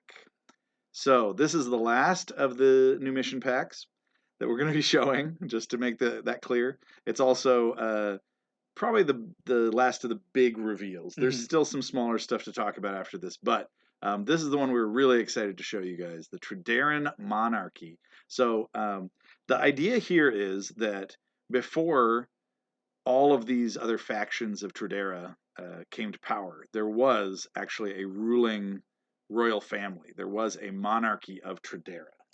yeah, and it didn't cover the entire world, but it had a very large portion of it. And this is actually the Tredaran monarchy that was overthrown by the Carcarus Confederacy. So they rose up, the people rose up and overthrew their king and the monarchy, and basically, broke in, killed the king, and demolished his fortress. But the queen escaped into the mountains with her most loyal soldiers and has spent the last several years rebuilding her elite group of soldiers, and now they're known as the Tredaran Monarchy, and they're back with a vengeance. So I think we're showing Perilous Expeditions right now. Okay, so the Tredaran Monarchy, and so these guys are elite Tredaran soldiers. They don't come from any of the existing nations. They basically are the last remnants of the Tredaran monarchy, and they've been quietly biding their time and rebuilding their forces up in the highest mountains, in their mountain strongholds. And now it's time for them to come back into the onto the stage of Tradera and start reasserting their dominance in an attempt to regain their throne and their leadership position, and to get revenge on the Carcarus Confederacy that overthrew them, as well as the other Tredaran nations that oppose them. So here we're showing the miniatures of the actual Tredaran Monarchy guys. Yeah, and these are the Tredaran Monarchy Royal Guard. Yes. Are the enemies here. And you can see these guys are really elites. So the entire deal about the Tredaran Monarchy is that there's not a huge army filled with guys. They have, kind of a bare bones army, like a small grouping, but all of them are absolutely deadly elites. And so these Royal Guard guys, you can see they fight with these Tredaran Monarchy blades. Each blade is actually emblazoned with the Tredaran Monarchy logo, their iconography. They've got heavy armor and big fur kind of collars, and all of their armor is adorned with gold, detail work, and it's kind of beautiful, deadly warriors. It's a weird way to put it. That's a weird way to put it. Okay. But it's very ornate. You get the idea that each one of these guys is special, and this is something you'll see throughout history. There are like the kind of, like the Beefeaters in England, sure, where they're like kind of the Queen's elite guard, and that's the idea here. When we were talking about Tredaran monarchy, we thought about, it would be great to have really ornate, super deadly, tricked out warriors, that there's not a ton of them, but each one it's like the strength of 100 men. Yeah, and so they don't go in for the mass battle tactics. Instead, they go on secret missions to take down key strategic points and to overthrow their enemies. So when you run into a group of Tredaran monarchy, in the game, they're going to be some really deadly foes to take on. If you thought Tredarans were deadly, imagine elite Tredaran Monarchy Royal Guard. And here we're seeing a close-up of one of them, and you can see the ornate detail. And it has the Tredaran Monarchy logo with the eagle crest on the front of the armor there, on the front of the breastplate. And you can see just how layered their coats are and their heavy boots with their armor plating and the heavy furs. And so these guys, you wouldn't have these guys that exist of one of the factions. I mean, this is the faction. It's the Tredaran Monarchy. And so they have their own color scheme. You can see on the cover of the box that these guys are in red and gold. Sort of a burgundy color. Yeah. And so very royal, very regal, very deadly. Yeah. Now, one of the a side reveal to go with this as a bonus. We haven't talked about this until this point, but now that we have the Tredaran Monarchy, we have to go back, and the tank needs to have a 7th faction symbol so that you can have a Tredaran Monarchy tank. And we have done this. We went back, we added it. It is now going into the tank model kit. So besides the established 6 Tredaran factions, you can also have the emblem that put on your tank for the Tredaran Monarchy as well. Yeah. It all works together. It's true. It all works. Synergy. Synergy is what it is. All right. So yeah, I think this one for me was the most exciting one that I've been just dying to tell people about. So this is very exciting. It's good. Yeah. It's very good. So next up, we probably should go through a little more nitty gritty of the pledge manager, what to expect, and then go through kind of the different items that you'll see. Not necessarily a bunch of big reveals, but more nuts and bolts of how it works, and then also kind of pre-answering questions before you even have them. So we'll start just by talking about the pledge manager and what it is and the purpose of the pledge manager. So the idea is that the pledge manager is something that happens after the Kickstarter. Kickstarter actually only gives us information about what country somebody's from, and so it doesn't tell us, where, or it's not very easy to traverse and use for information. So, as far as getting people's shipping information and that kind of thing, you need some other way to do it outside of Kickstarter. That is usually done in a pledge manager. We have been using the pledge manager called Pledge Manager, which we've used for our previous 2 Kickstarters, and we're using for our 3rd Kickstarter. The guy who created it, Adam Clark, is pretty fantastic. He's the one who made KickTrack. So if anybody's used KickTrack before, it's a fantastic tool that basically keeps track of ongoing Kickstarters, and it shows like a real-time updates of where the rewards are at, where the money, what's been unlocked, and all that stuff. So if you haven't seen KickTrack, check it out. It's KickTrack, KickTrack. And he also made a pledge manager tool that is one of the best in the business. And so once again, we're going to be using Pledge Manager. So if you've done one of the previous pledge managers with us for Forbidden Fortress or the original Shadows of Brimstone, then you probably already have an account with Pledge Manager. If not, you can make a new account. It's not a big deal. It takes a couple minutes, and you're just in the system. So what will happen is you will get an email invitation that will say, "Congratulations, you are invited to the Shadows of Brimstone Adventures Pledge Manager." You click on that invitation. It will take you to the Pledge Manager page. It will show what you're currently at, like what pledge level you are currently at, and then it will give you options for upgrading pledge level. We have options in there for upgrading to Explorer or upgrading to Warlord. And so if you were previously a Lion or a Wolf, you can upgrade to either Explorer or Warlord. If you're previously if you're previously an Explorer, you can upgrade to Warlord. If you're a Warlord, it won't have any upgrade options. You're as top level as you can get. There is one thing that is a little strange, and I've asked them about this. They may or may not have time or ability to fix it, but where it shows the upgrade, instead of showing the difference, like how much more it would cost you to upgrade, it shows like the overall cost. And so it could be confusing to people where they might think it is more expensive to upgrade than it is. Just know that, where it has the cost of like the Warlord pledge, it's actually, that's not how much you pay to upgrade to it. You just pay the difference between what you've already paid to what, to upgrade to the next level. Once you select any upgrades or decide to keep the pledge level you're at, you go on to the next page and it shows all the add-ons that you could get.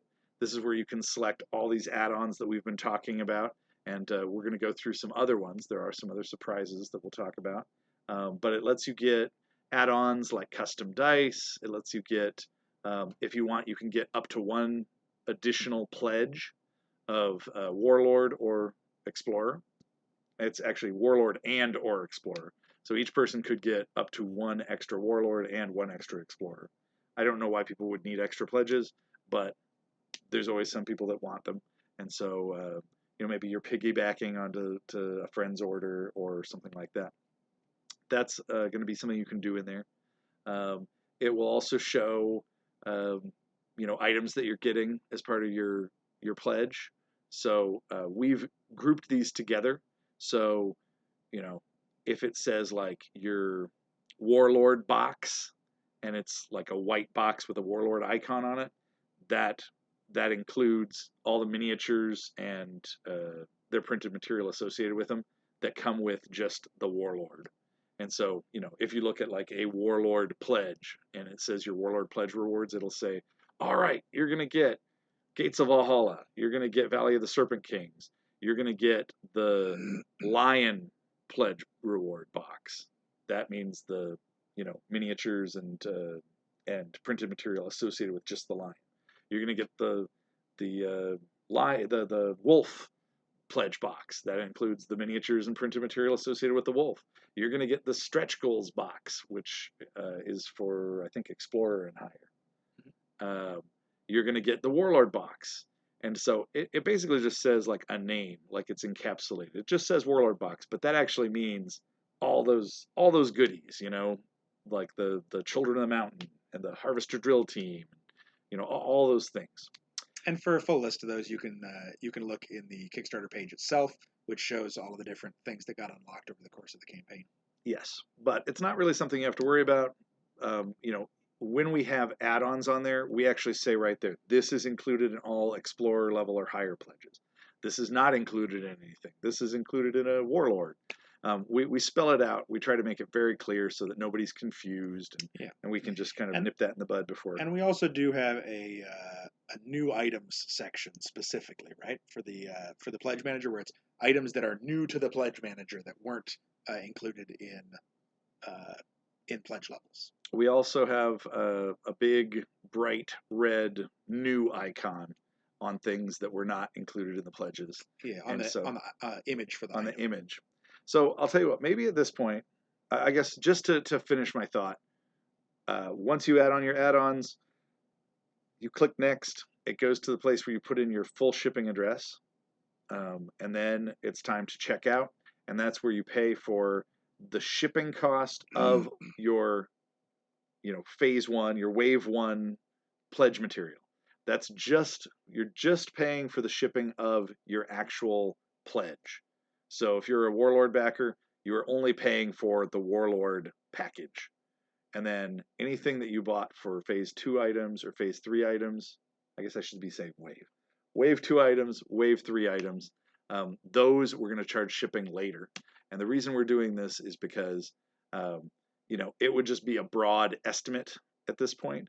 And instead, what we do is, at the time, once we have the things, we know how much they weigh, then we can get a much more accurate shipping cost and charge more accurately. When we talk to people that have done, other Kickstarters, and we talk to pledge manager people, and we say, how can you charge for the things so far in advance? They all say the same thing, which is just, well, you just guess. I mean, you make your best guess, and then you add padding to make sure that you're covered, and it comes out in the wash.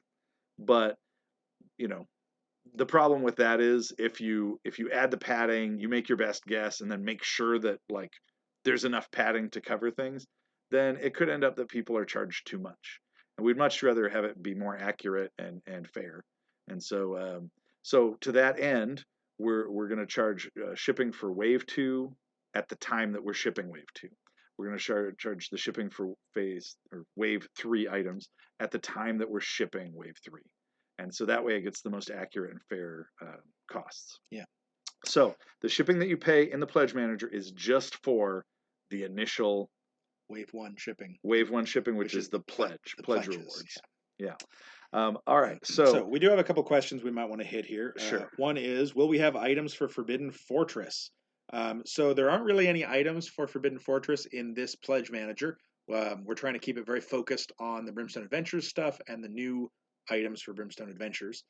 The only Forbidden Fortress items that would be in there are those Kickstarter exclusive heroes from the Forbidden Fortress Kickstarter, the Daimyo and the Sumo and the Tredaran Veteran.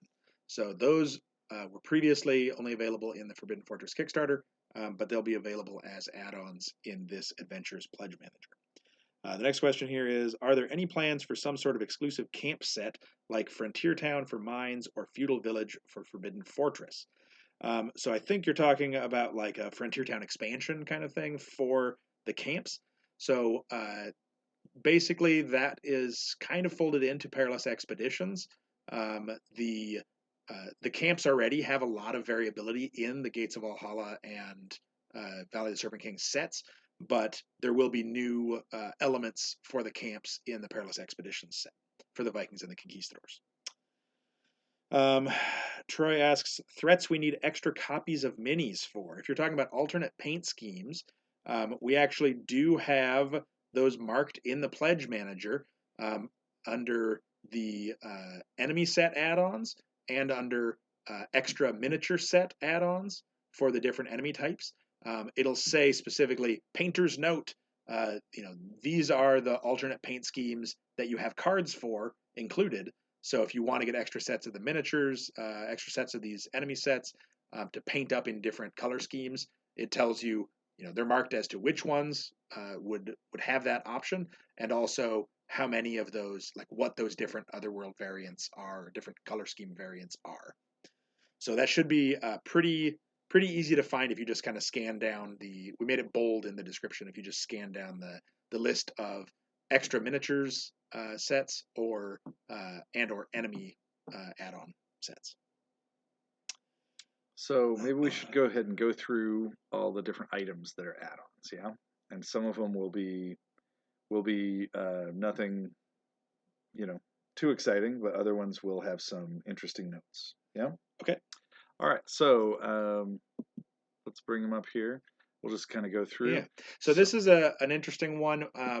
Both the Gates of Valhalla and Valley of the Serpent Kings, the Lion Pledge and the Wolf Pledge, had stretch goals that were unlocked for them that were allies, basic allies, so Conquistador Footmen and Viking Warriors.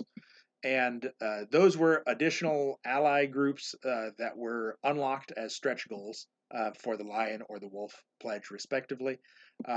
Those have actually been folded into the main Gates of Valhalla box and Valley of the Serpent Kings box.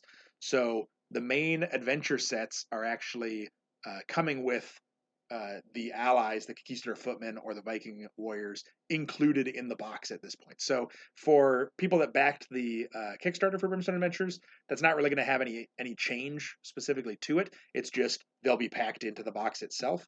When the adventure sets hit retail, they will also have those allies, those basic allies, packed into the box themselves. So that was something that just kind of under the hood got changed in the way we organized the different items for the Kickstarter. So the allies are actually included in the box now for Gates of Valhalla, for the Viking Warriors, and for Valley of the Serpent Kings for the Conquistador Footmen. So over the course of development, we have to make decisions about what's going to be great for the retail set and that experience. During the Kickstarter, we're basically, ooh, let's do this, let's do that, and then once we're developing it, it's like, wow, it would be really important to include these allies actually in the core sets, in these adventure boxes. It's one of the reasons why the MSRP has changed from $80. Originally, it was estimated to be $80 MSRP, and now we revised it to be $100 MSRP for each of the 2 adventure sets, the for Gates of each. Valhalla and Valley of the Serpent Kings. And so this is routine. This kind of shifting around over the course of development. It actually doesn't make any difference to backers. You're getting all the same stuff. It's just those allies will be packed in this box instead of that box. Right. So they're in that main Gates of Valhalla box or in that main Valley of the Serpent Kings box. And to that another change. Yeah, to that end, there's another similar change in the way things are packaged, which is the carnivorous plants also have been folded in. That's an enemy set. Also has been folded into the Valley of the Serpent Kings box itself, and the Targa Librarian's mini boss has also been folded into the Gates of Valhalla adventure set. So those are actually just in the box, part of the main adventure sets now. Both the Gates of Valhalla has the Viking Warriors allies and the Targa Librarians in the box, and the Valley of the Serpent Kings has Conquistador Footmen and Carnivorous Plants in the box now, as opposed to separate ally or enemy sets. Again, it's just changing which things are in which boxes. It makes no difference. As far as backers go, you're getting the exact same thing you'd be getting. We're just letting you know. Yeah, but in development, it meant that it allowed us to integrate those enemy sets and those allies, more completely into the adventure sets themselves.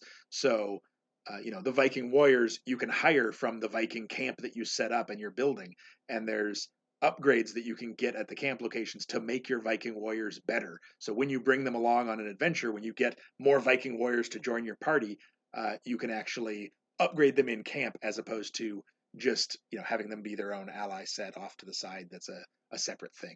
So it allowed us to integrate the design for those allies and for those enemies right into the adventure boxes themselves. So when you see these guys in the add-ons list, we included them in the add-ons list just because during the Kickstarter we had them in the add-ons and we want it to be 1-to-1. Mm-hmm. So we didn't want someone out there to be like, hey, I included extra money. I really wanted to get an extra allies pack. So we still have it. You can still get one.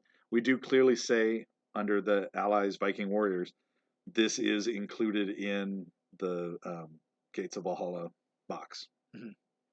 All right, so if we spin on, let's look at some other ones here.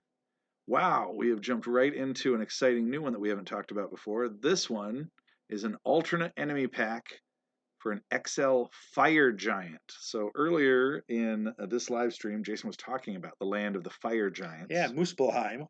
Muspelheim, I believe.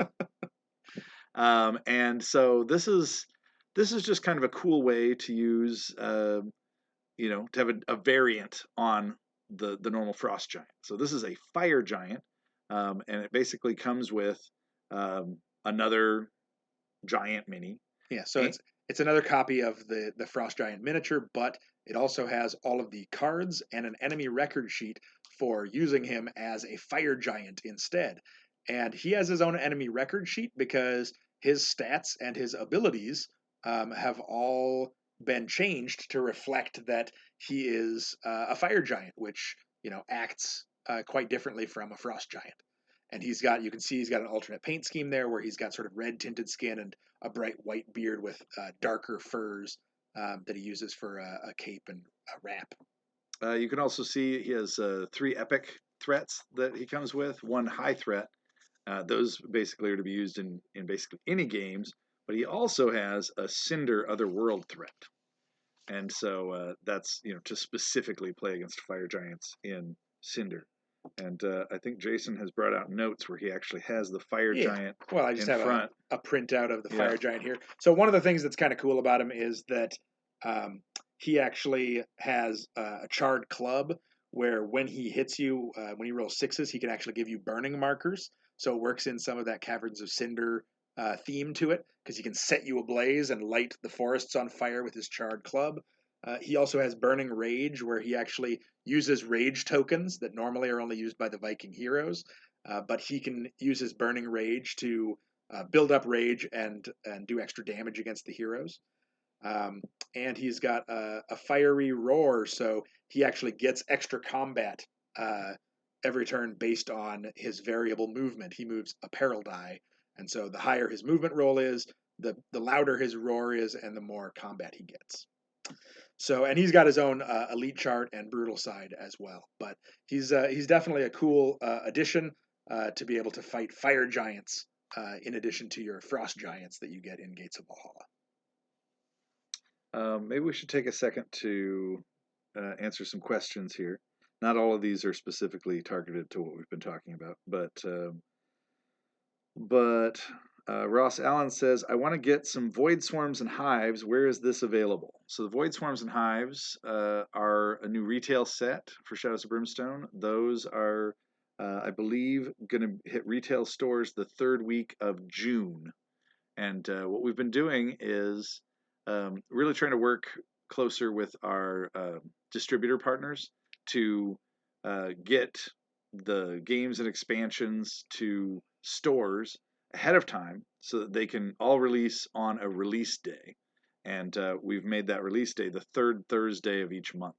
And so you should be seeing, I don't know, maybe somebody's already noticed, but you know, this month, last month, the third Thursday of February, we released the Prospector hero and the Drifter hero. And March, third Thursday of March, it's the Frontier Dock and the Orphan. Mm-hmm. And so each Thursday, as we move forward, the third Thursday of each month, I should say, we have new releases.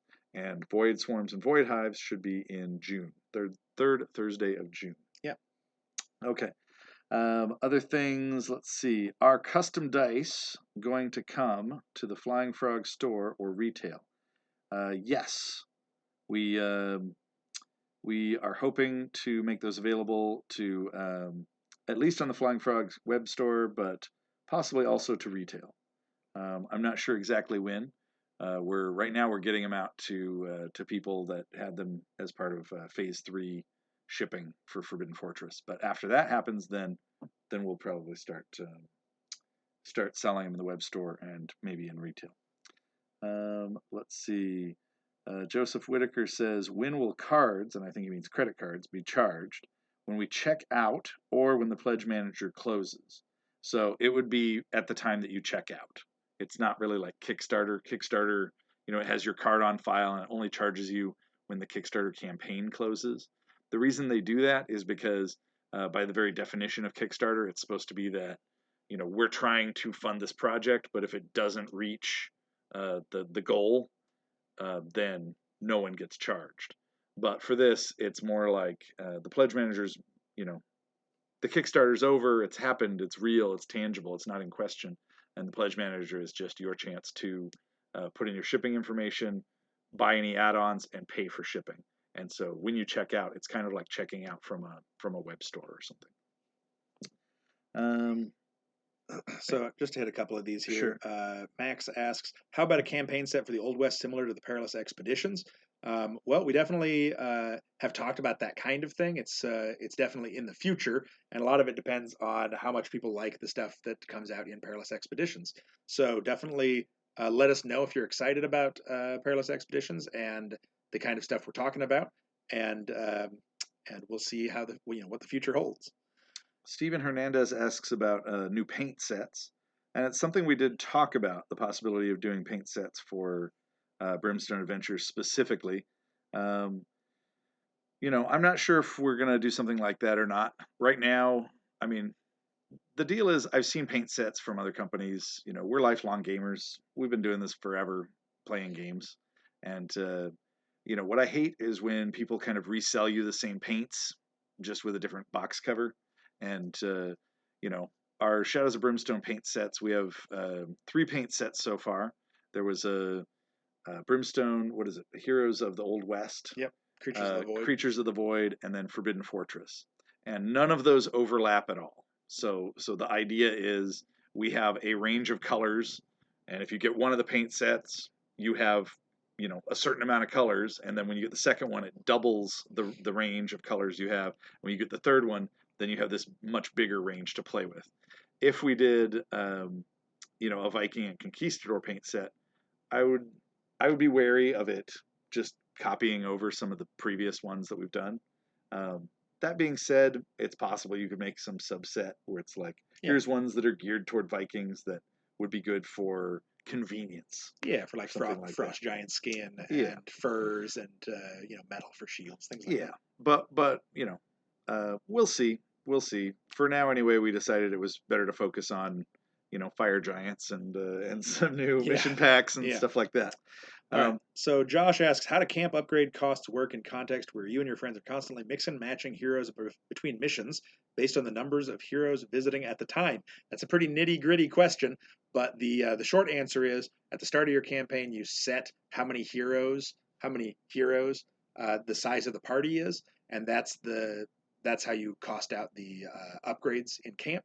So if you're concerned about having a variable number of heroes, I would probably err on the side of too high a number for the party. So you could always just say, well, our party number is 6, so all the resources are going to be the max cost to upgrade the camp.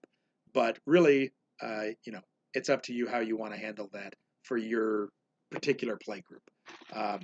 You could always use 4 as the default number of your party size. But much like party size is set at the start of a mission, for determining the threat level and whatnot, with the campaign, your party size is set at the start of the campaign, which determines the camp and things like that. All right. Jay says, I bought the late pledge for Fofo and so didn't have the opportunity to get anything in the pledge manager. When will the extra items from then be available? We had mentioned a little earlier that most of those Phase 3 Forbidden Fortress items will be coming out over the course of the summer and into the fall.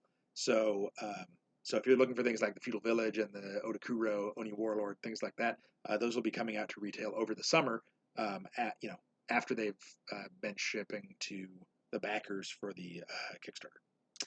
So maybe we should jump back into it here. Joseph Whitaker says, any web exclusive card supplements, for example, in the Pledge Manager? We do have some. So maybe we should keep charging forward here. We've already seen the Fire Giant. Let's see what we have next. Ooh, it's the Brimstone Adventures art book. For people who may have gotten the original Shadows of Brimstone art book, you know exactly what to expect. It's a big, lavish production that basically represents, what we spent years of our lives on. All the concept sketches, illustrations, box covers, interviews with some of the artists, big splashy pages where you get close-up views of some of the amazing item illustrations, enemy illustrations, and then even a section where we have some of Aaron Lovejoy's, just beautifully detailed paint jobs of miniatures. Actually, we set them up in kind of a diorama fashion inside, mine and Targa, environments in small 3D scale. And so same type of thing with this, and we're doing a Forbidden Fortress art book that some people are going to be getting. Brimstone Adventures art book, it follows suit. It's the same type of thing. So it's kind of a celebration of all the great art and miniatures and paint jobs from Brimstone Adventures. So I highly recommend it. It's only $15, and it's kind of a cool keepsake to go through and look at all that stuff. So if we keep moving on here, the art print signed by the team. So this is something that, as far as pledge levels go, the only pledge level getting this is the Navigator pledge. If they were to get just the $25 pledge, it comes with this signed art print signed by the team. If it doesn't come with the Warlord or Explorer or anything like that. So if you want to get it, it's a cool keepsake, suitable for framing, and it's going to be available as an add-on in the Pledge Manager. So if we move on here, now here's some card supplements. Jason, if you want to take a look at this, here's City of Gold. Yeah, Cities of Gold. This is one that was in the original Kickstarter. Yes. And so, do you know offhand, is this just Warlord only, or is it Explorer and Warlord? Cities of Gold, I believe, is one of the ones that is Warlord. Yeah, that's a Warlord only one. So Cities of Gold is basically an adventure card supplement for the Spanish Fort theme. So it's specifically for seeking out cities of gold amongst the Valley of the Serpent Kings and exploring to go on adventures set on an expedition to find a city of gold. So maybe we should just kind of Yeah. trundle through these here. So what's next? Now this is a new one. So Yeah. they're for better or for worse, they're a little bit interspersed. So so this is one that was not part of the Kickstarter. It was not even hinted at in the Kickstarter. It's brand new, debuting in the Pledge Manager. Yeah, anything that has that little red explosion with the new icon on the image means it's new to the Pledge Manager. This one is called Depths of Darkness, and it's a new card supplement with brand new Darkness cards. Yeah, and this is darkness cards that are themed for going on these dangerous expeditions out into the wild and the wilderness. So it has cards that are themed for use with both the Vikings and the Conquistadors. And it's a supplement of new darkness cards that show off a lot of the cool and exciting new artwork for those themes of the Conquistadors and the Vikings fighting these crazy demons and creatures out in the wild, in the depths of darkness, as it were. The Depths of Darkness. All right, let's see. Next is Flames of Ragnarok. You'll notice it does not have the new logo. This is one that did come out during the Pledge Manager. I'm sorry, during the Kickstarter. Yeah, this is part of the Warlord Pledge. It does not have the new icon on there. This also is an adventure card supplement, so it comes with some new encounters and gear and artifacts, and an adventure card for having a Ragnarok themed adventure for your Vikings.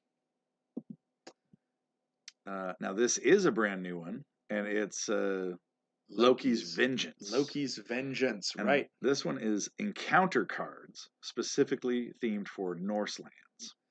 Norse lands encounter cards. Yeah, and this is a supplement of encounters themed for the trickster god Loki and his ways of tricking and confusing the heroes, and to work against each other and to sow chaos and destruction amongst the hero team, and also encourage enemies to sort of sneak up and be more likely to ambush, things like that. But it's a Loki themed encounter set. Oh yes. All right, here's another new one, also Norselands, but this is Norselands Artifacts number 2, brand new for the Pledge Manager. Norselands Artifacts 1 was part of the Kickstarter already. Correct. It was part of the Explorer and higher pledge levels. Got the Norselands Artifacts Pack 1. One of the things we wanted to do was, because the other worlds that we've released previously, the Mines and Forbidden Fortress, and Tradera and Cinder and Targon, all of those have a long history of artifact packs and encounter packs. We wanted to sort of jumpstart these new worlds, the Norselands and the Spanish Fort, by releasing an extra artifacts pack for each of them. So this is Norselands Artifacts Pack number 2. All right. Ooh, Primal Terrors, also brand new for the Pledge Manager. So this is the same kind of idea, but it's a Spanish Fort encounter pack that has more encounters for the Spanish Fort that are specifically dealing with sort of things that go bump in the night and the shadows coming to life and attacking, and has a lot of Cybermen elements to it, as well as far as them assaulting out of the portals from Dragono and into our world and attacking the Spanish forts and the tropical jungles on Earth. All right, let's see. Raiding gear. This one is one that was part of the Kickstarter.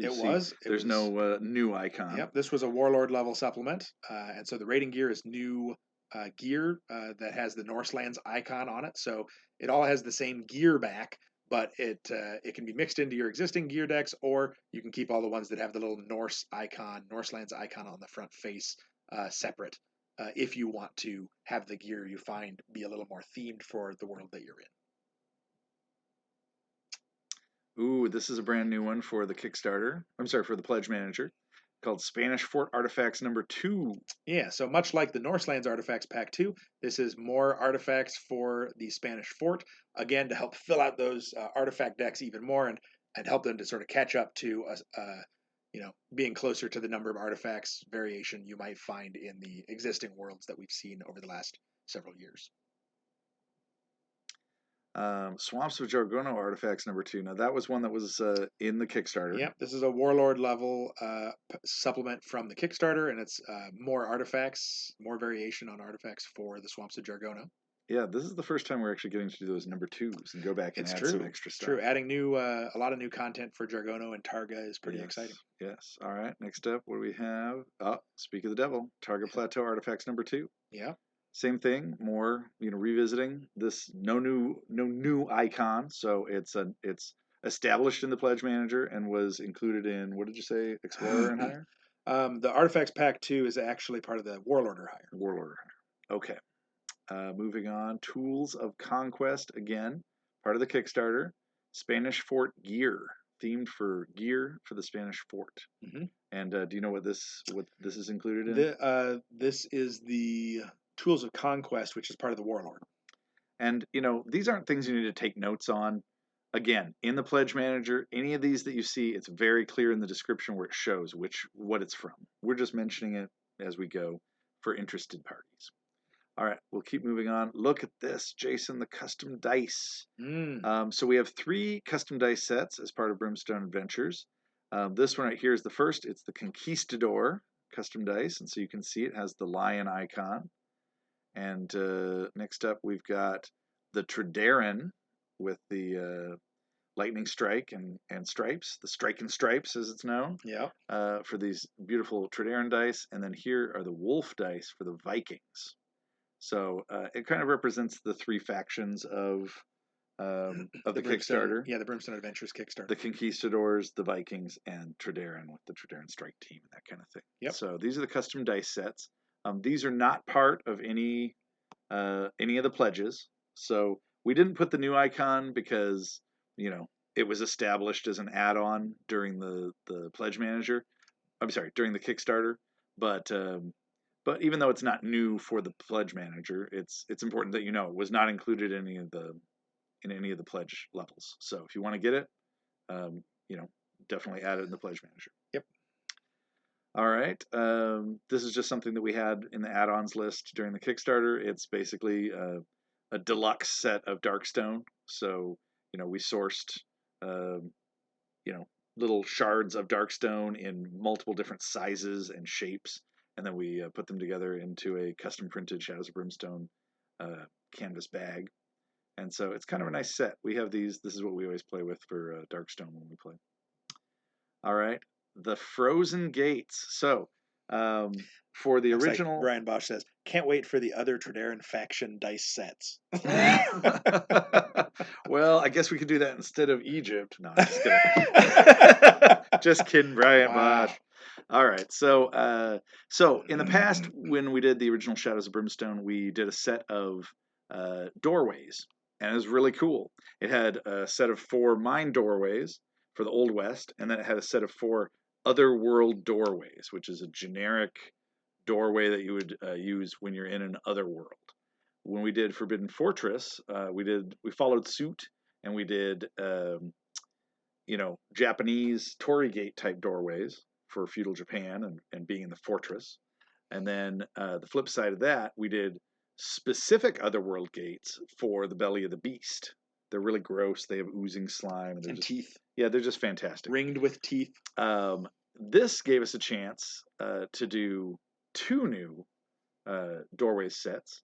So this particular one, Frozen Gates, it has Norselands, and then it also has 4 Norseland doorways, and then it also has 4 Targa doorways that are themed specifically for the look of Targa, the Targa Plateau Otherworld. It also comes with a set of 15 new cards that are exclusive to that set. And Stone Portals is a very similar one, but for Spanish Fort and Jargono, Swamps of Jargono. And then it has another separate, unique 15-card expansion that is exclusive to the Stone Portals set. Yep.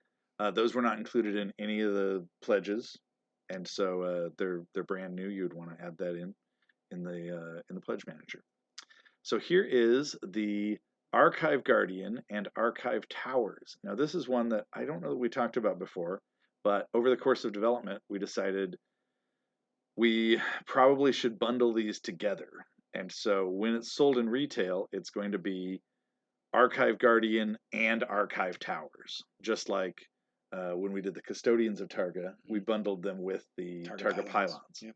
And so, so during the Kickstarter, I think these were separate items, but we're only selling them, together because it mimics how they'll be in retail. So that's one small change. Yeah, and this set does not come with the enemy sheet or cards for the Archive Towers, because those cards and enemy record sheet are actually in the Gates of Valhalla box. The Gates of Valhalla box has those enemy cards and enemy record sheets in the box, and it's got cardboard tokens for them. This just gets you 3D plastic versions of those Targa hazards, the Archive Towers, and they're pretty nasty actually. They have the big floating orb with lightning going all around it, and they shoot lightning bolts out at heroes that get too close, and they actually will chain the lightning between them before firing at the heroes to get a bigger, stronger blast. And so the more Archive Towers there are close together, the deadlier each of their lightning blasts are going to be. So it gives you some tactical options of which towers you want to try to take out first to try to break the chain so they can't arc the lightning across between towers before it gets to you. All right, let's see what's next. Children of the Mountain. So, yeah, these, like I said earlier, these guys made it just under the wire and were unlocked. So they are part of, I think it's the Warlord pledge level, right? Yep. And the miniatures just ended up fantastic. They're basically like styled after Incan mummies, where it's a different type of mummification. It's less about them being, wrapped with preservatives like an Egyptian mummy, Right. and more like Incan mummies, which are left into the elements in the ice and snow. Up high in the mountains where the air is thin and there's not a lot of moisture. Yes, And so they're the sort bodies of freeze dried. the bodies end up really creepy, sort of freeze dried, and it pulls back their lips and exposes their teeth. It's a very, very distinct look that's extremely disturbing. And so we, of course, had to add that in for the Children of the Mountain. So these guys are brutal and very cool. All right, we'll keep going here. Crimson Hand Dark Acolytes. Again, this is something that was part of the Kickstarter, so they're going to be getting this with, I think it's Warlord and higher, or are these Explorer? Crimson Hand Dark Acolytes were actually part of the Explorer or higher. And it's going to say in the Kickstarter, or in the Pledge Manager, so the notes are all in there. Let's keep going. Dragar, Undead Vikings. Yep. Again, part of the Kickstarter. Yep. Keep going. Let's see here. The Dread Inquisitors. Now, the Dread Inquisitors, you can see this is the first one we've seen where it still has sketches. We're not actually finished with all these guys, and Dread Inquisitors are ones that haven't been sculpted yet. But they are pretty cool. Part of the Crimson Hand. They're sort of a sinister sect within the Order of the Crimson Hand, and they're all about using, vile pestilence and pretty nasty iron man catchers to bend people to the will of the Crimson Hand. Yep. It's all about world domination with the Crimson Hand. Yeah. The one note is the Dread Inquisitors actually they wield vile plagues. Those were first introduced with the Anmarake enemy in the Forbidden Fortress. But these guys also use those vile plagues against the heroes, and they have a new deck of vile plagues that comes with them that can be used on its own or mixed in with the Anmarake vile plagues if you have both. Tommy Ridling asks, is the Fire Giant the exact same model as the Frost Giant? Yes, it is. It's just kind of an alternate paint scheme and then new stats. So it gives you a new way to play with the Giant. Let's see. No one expects the Crimson Hand Inquisition. Yeah. All right, let's move on. Let's see what else we have here. Ooh, this is a brand new one. So this is a big reveal for the Pledge Manager, something that has not been seen before at all. In the Kickstarter, we had Feliagor Slayers, and they are these really cool Thunder Forged enemies. You'll notice Thunder Forged like the Thunder Forged Titan, but these guys are not Titan sized. They're large sized enemies, but they operate kind of as part of the same faction. They're they're basically like suits of Thunder Forged armor that encase the hate filled spirits of these long dead warriors that basically are now animated suits that do battle.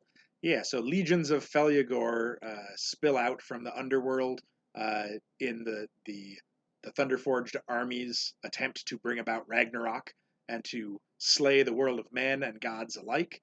And so the Feliagor slayers use large fell axes and blow their they have big axes and they blow their fell horns, which sort of whips themselves and other enemies into a frenzy, using rage tokens to sort of give them bonuses. And then these guys, the Feliagor Deathbringers, have these special Hellblades that can slice enemies down with a swift stroke. And they have different helmets, a different horn that has a large dragon. The dragon horn. The dragon horn is pretty cool. And they actually come with a new mission as well, a new Ragnarok-themed Thunderforged mission that you can play with the Feliagor Deathbringers. Yeah, so we wanted to expand on the Thunderforged kind of faction a little bit. So instead of it just being the Thunderforged Titan and the Feliagor Slayers, we've included now Feliagor Deathbringers. So these are available for the first time in the Pledge Manager. They're not exclusive or anything, so at some point down the road, we plan to release these to retail, but you can get them first by getting them in the Pledge Manager.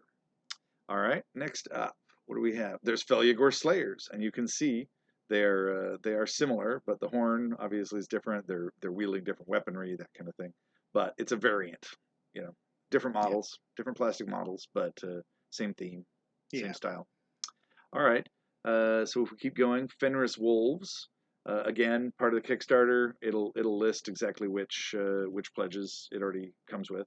Mm-hmm. But in this, Jason was saying earlier in answering people who were asking about, will you give us a list of which things have, otherworld variations or trait variations, things like that. And things. And so Fenris Wolves is a good example. The Fenris Wolves have 2 alternate paint schemes for different otherworld variants, right? Yeah, so they have the basic Fenris Wolves you find in the Norselands and in the regular threat deck. There's also Shadow Wolves, which are a paint scheme variant for the Target Plateau and the Forest of the Dead. And then there's also Fire Wolves, which are an otherworld variant for the Caverns of Cinder. Or Muspelheim, as the case may be. And you don't need to remember this. It's going to be right clearly in the description next to the enemy pack of Fenris Wolves. It'll say, these are the ones. So painter's note, if you want to paint the different color schemes, you can get 2 extra sets to do Fire Wolves and Shadow Wolves. Yeah. All right, so we'll keep moving here. Harvester Drill Team. Now, this might be the first time that we're showing the Harvester Drill Team with the different arms and stuff. I don't remember if we talked about that before, but basically, we changed the design of the Harvester Drill Team since the Kickstarter. Over the course of development, we thought it would be really cool to add different tools and weapons for their arms. And so all the arms are interchangeable. And when you build your models for the Harvester Drill Team, you can choose how you want to outfit them. They've got a spiral kind of drill hand. They've got a jackhammer hand. They have a huge claw hand. Or you can actually leave off the extension, and the forearm with the socket actually is like a cannon arm. So these guys are really cool. They came together great. I'm super excited about it. Yeah, so these are harvesters from another dimension that visit all other worlds to try and specifically mine the resources. Once the regular harvesters go through and collect up relics and artifacts, they also identify places that need a heavy drill team to come in and actually break stuff loose to take those resources and steal them and bring them back to their own dimension. I also love that they have these giant, giant like flashlights on their shoulder, like a giant lamp. Yeah, well, they got to see where they're going. Yeah, these guys feel a little more industrial than the original harvesters. Yeah.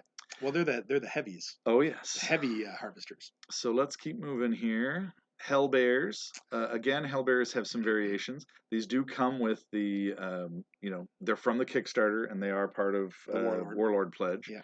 But we list in there the variations. Yeah. Do you know them offhand? Yeah. There's just the one painting Otherworld variant, which is Nomadic Yetis, which is part of the Targa Plateau. It's just nomadic yetis. It's just Nomadic Yetis. Yeah, Targa Plateau version. So one note about the Hellbears, which is kind of cool, is that when we put the model together for the Hellbear, it kept getting bigger and bigger and looked cooler and cooler. And so we were talking about shrinking it down so it was a large size enemy like we originally planned.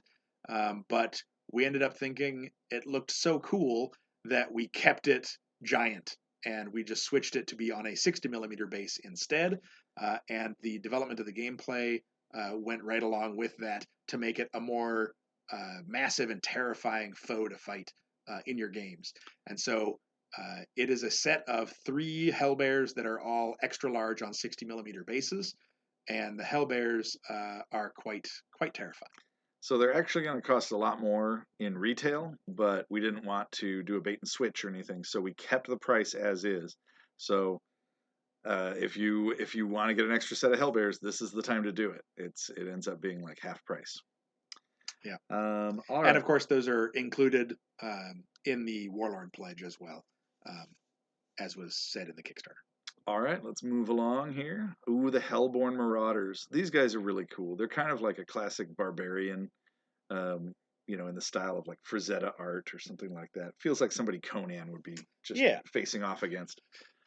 So they're a great foil for the Vikings, and fantastic thematic Norseland enemy. Yeah, and the Hellborn is one of the factions in the Norselands. They're basically barbarians that have sold their souls to the darkness and branded themselves Hellborn, and so they've been kind of imbued with the power of the darkness in exchange, for their swords and shields and axes to join the fight against humanity. And so they are one of the factions, the Hellborn Marauders. The Hellbears are actually also Hellborn, so they're part of the same kind of general faction as the Hellborn Marauders. So let's just answer a couple questions real quick. Joseph Whitaker says, something I've been wondering for a while, what plastic are Shadows of Brimstone miniatures made in?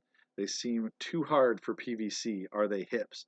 They are. They're HIPS plastic. HIPS stands for High Impact Polystyrene, and it's the kind of plastic minis that you'll see from Games Workshop, Privateer Press, people like that. Warlord, sure. And Shadows of Brimstone. Yeah. Lewis asks, does the new Harvesters will have threat cards for all other worlds?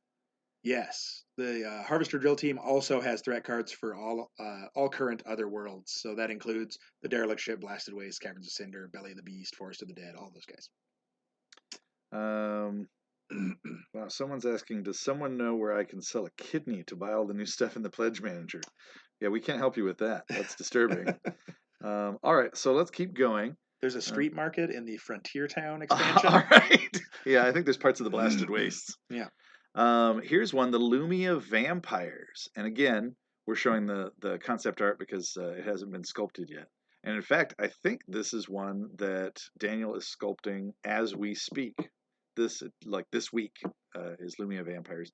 And from what I've seen so far, they're looking amazing. Yeah. So we'll show that when we get a chance, when we can. But the Lumia Vampires, they were part of the Kickstarter.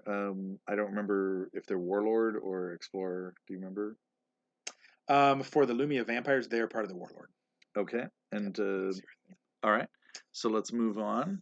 The Serpent King on the Qatari Beast. Yeah. So this is one where we put on a painter's note that this is something that would be in the different tribes. Like in the Serpentmen of Jargono Deluxe Enemy Pack, we actually established the 6 major tribes of Serpentmen, and each one has different paint schemes. It's pretty much aesthetic. So if you're not painting your guys, they're gray. It's not a big deal. If you did want to paint maybe I collect these 2 tribes or something. Then you may want to get an extra one of him so you could paint him in those tribal colors. Or if you're really, really hardcore and you want to paint all 6 tribes, then you could get 6 Serpent Kings painted in all the different ones. But it's pretty hardcore. And I think that in the rule book for these guys, we actually have the painting guide that shows the tribes and any color variations that the Qatari beast has, as well as the rider. Right. Also, I guess that's it for the Superman King. Tony says, I joined the live stream late and may have missed it. Will the pledge manager let us know which add-ons will have all paint schemes or need multiple models for threat cards? And yes, we've been trying to list that right in each one. So where you see Fenris Wolves, in the description of it, it says, which pledges it was included in. It says painter's note. Here are the alternate paint schemes. So if you wanted to paint the shadow wolves and fire wolves, for different other worlds, then you would want to get 2 extra sets.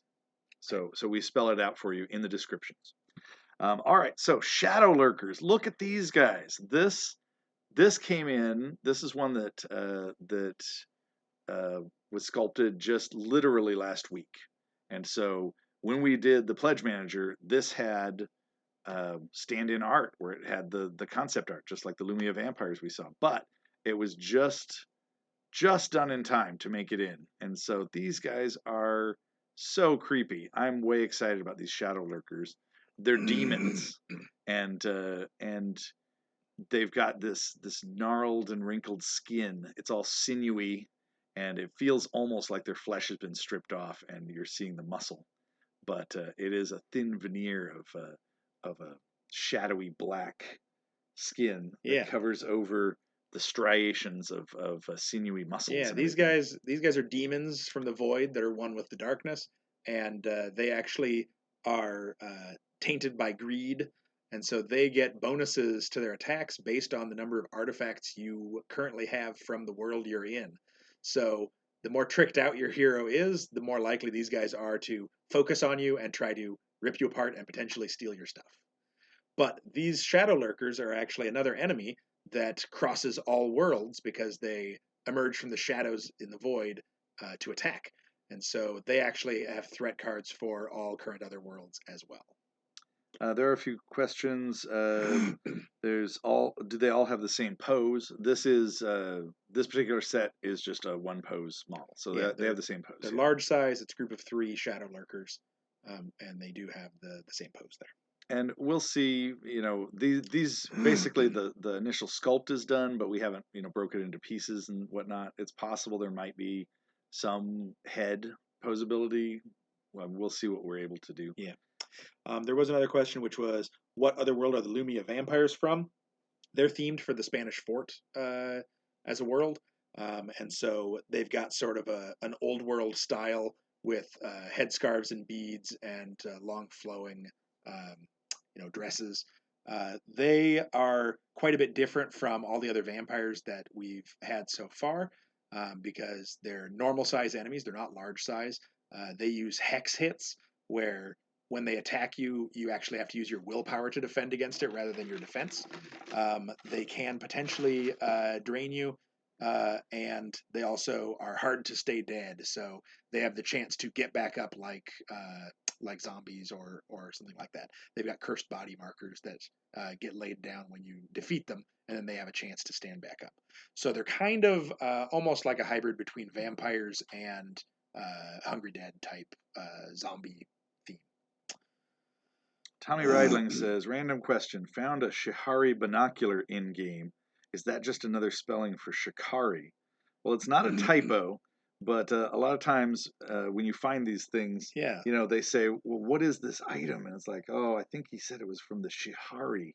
Yeah. They might have gotten one of the details wrong. You never know. The other thing is when you're trying to read text and symbols on the side of a piece of gear that's been sitting out in the blasted wastes for who knows how long, it's quite a harsh environment that can wear away at paint and whatnot. I'm not saying it's Shikari, but it's Shikari. No, I'm just kidding.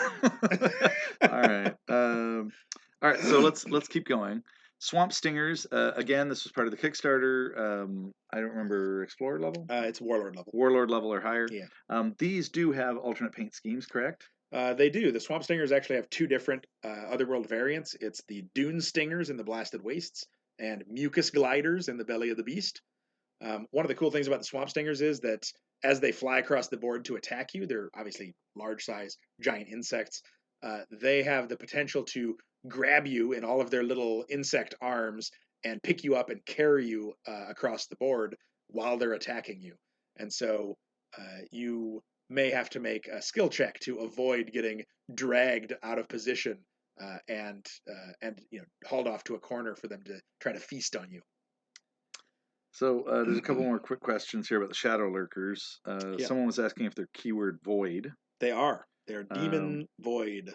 And also someone is asking which other world do the Shadow Lurkers come from? And their set includes otherworld cards for all other worlds, right? Yes. So they appear across. They appear worlds. across all other worlds. They're slightly more themed for the derelict ship. But that doesn't necessarily mean they originate from the derelict ship. It nobody knows where they originate. They like to hang out on the derelict ship, we'll say that. Yeah. There's lots of goodies for them to find to feed their dark greed on the derelict ship. I enjoy that Micah Williams says, "Can we get a queen for the Royals?" So I love the fact that you didn't know it existed like an hour ago, and now you're like, "Can we get the queen, please?" We'll see. Or perhaps some dukes. But if you look at like the royal family in England, right, and you might see like those beefeater guards. Yeah, you don't want to battle the queen. Yeah, I think the first thing you think is, "Can we fight the queen? Can we get the Queen of England out here?" All right, so and look, Queen for Tradera. He's very interested. So we'll see. I mean, it's something we've talked about, but I mean, we haven't even put out the Traderan monarchy yet. So first things first. Are the Swamp Stingers Migo? No, they are Swamp Stingers. All right, they don't have a brain case, if that's what you're asking. Let's keep going. We have the Thunderforged Titan, as you see here. Titan. He's the same size as my head. He's an enormous Thunderforged Titan. So the Thunderforged Titan, this is one that is for Explorer and higher. Explorer and higher. You can get him as an add-on if you want, if you need multi-Titans. I don't believe we have any like alternate color schemes or anything like that for him, right? No. The Thunderforged Titan is from the Underworld. And, he is just an enormous, amazing model. He is one of many Thunderforged Titans that comes out of the Underworld to help the Thunderforged legions try to bring about Ragnarok. So you definitely don't want to get smashed by his hammer that's bigger than you are. Yeah, it's pretty amazing. Like, just the head of his hammer is actually larger than most of the normal human-sized figures. It's true. Which is, it's just crazy. I mean, you have to see him, close up to really understand how mammoth he is. All right, so let's keep going. The Traderan Mark IIS Lightning Scout Tank for Tradera. So we already talked about this a little bit up front, so we probably don't need to belabor it. We can probably it does come with insignia that now includes the Traderan monarchy as well. So it has the 6 factions that you knew about before this live stream started, and then also the Traderan monarchy faction icon as well. And that's part of the Warlord pledge level and higher. Yes. Or I guess that is the high. So yeah. Warlord pledge level. Trun Gladiators, these guys are part of the Kickstarter. It may be in your pledge if you are what... The Trun Gladiators are actually Explorer level and higher. Explorer and higher, but there are some alternate paint schemes for these guys, right? No, not for the Trun Gladiators. The Trun Gladiators, they basically shed their heavy armor and ranged weapons in favor of 2 deadly Trun Gladius blades. And so they're all about getting up close and personal and slicing and dicing you in their hunts across the Targa Plateau. All right. Armin says, so the tank has 1 standard color scheme. Basically the tank does have 1 standard color scheme. There is a little tank commander that you can put on popping out of the top. It's up to you if you want to paint him in a particular nation's color scheme, or if you want to just close the top hatch so he's not visible, or you could always paint him, sort of a tank commander gray or something like that could be across any color scheme. Well, and also, the intent is not to stifle people's creativity or anything. Like I would not be surprised if there are Tredaran tanks out there painted in the colors of that nation.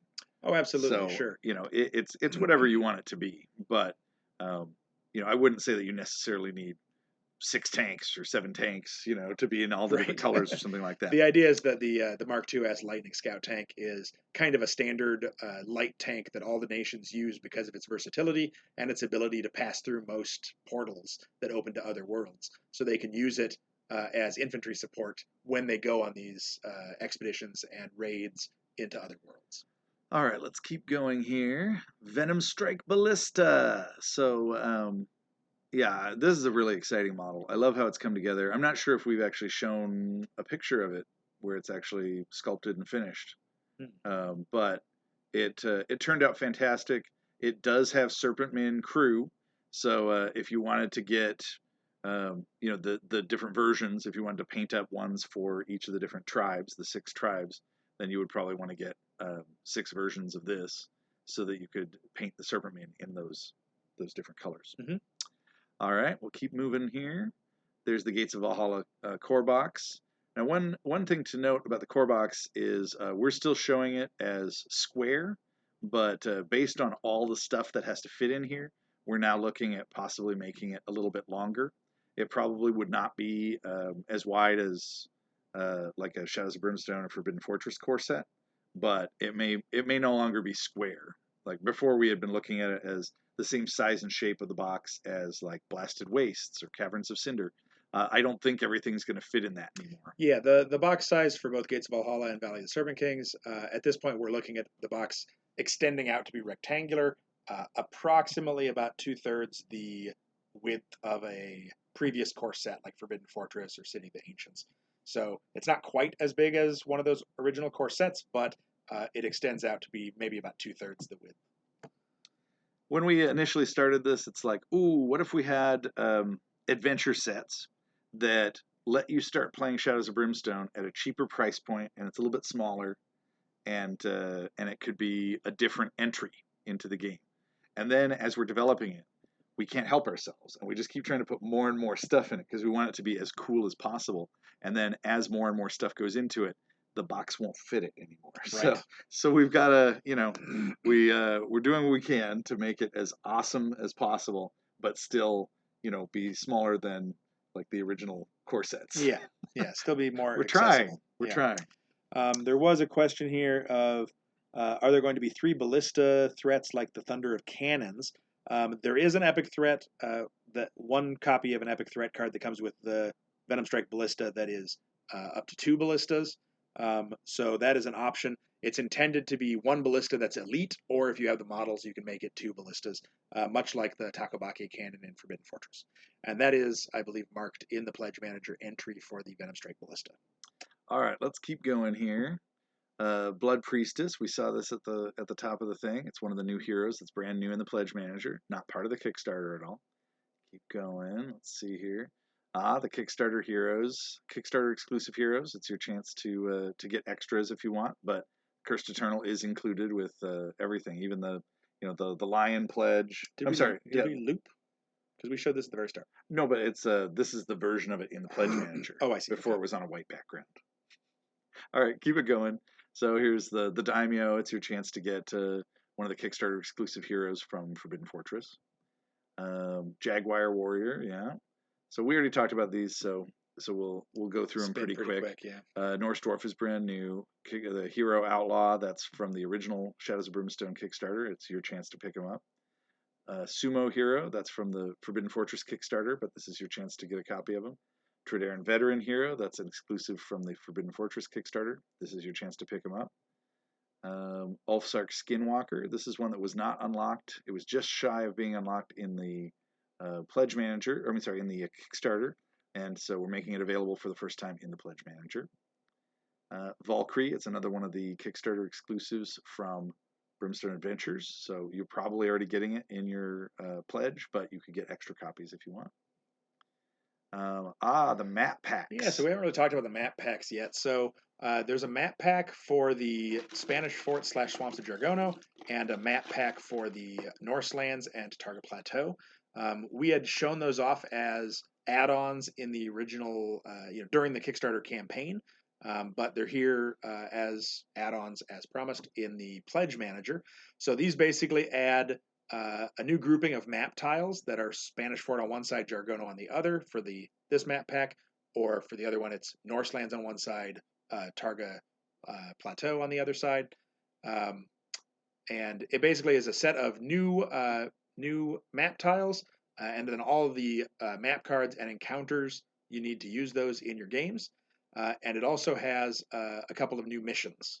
So it's basically kind of like a little extension to be able to add more tiles to those map tile sets, to those worlds, and expand them. And if this is something that is popular in the Pledge Manager for the Jargono and the Targa map packs that we have here as add-ons, it's something that would be kind of cool to potentially go back and revisit other worlds in the future with other map packs for other worlds that are already existing. So hopefully you guys like these new map packs to add more flavor and more tiles to Jargono, Spanish Fort, and Norse lands, Targa Plateau. And there you can see one of those new tiles is pretty cool for the Norse lands. It's the burning village. So you come across a Norse village that's ablaze because it's been hit by hellborn marauders or trolls or frost giants. Or Grimians. Or Grimians, yeah. Mischievous, They're little. Grimians. They can do a lot of starting damage. fires, yeah. Or maybe a fire giant with his charred club lighting the huts on fire. All right. Buildings on fire. So now we're into the miniature sets. The miniature sets are basically some that we're offering as miniatures only. So it's not an enemy pack. It's an extra set of miniatures for a handful of these different guys. This is for the Drowned Dead. There is one question I'd like to address. Sure. John asks, so the map packs are content that isn't in the adventure boxes? Yes, that is correct. So it's all new map tiles, new encounters, and map cards for those tiles, and then 2 new missions. And all of that stuff is brand new for the map packs. So we were talking about Drowned Dead as a miniature set only. This is one. Is this an alternate paint scheme? Yeah, there's 4 color schemes. Yeah, so this is an alternate additional miniature sets, so that if you are interested in getting more of these Drowned Dead, so you can have more on the board at once, and or for painters, if you want to paint up some of the color variants based on the trait cards in the Valley of the Serpent King set, the Drowned Dead have trait cards, 5 trait cards, and 3 of those have color variations. So if you are a painter and you wanted to paint up variations based on those enemy traits that can come up, if you want to paint the dungeon jailers to match their paint scheme on the trait card, for instance, you could get an extra set of these miniatures and then paint them up as such.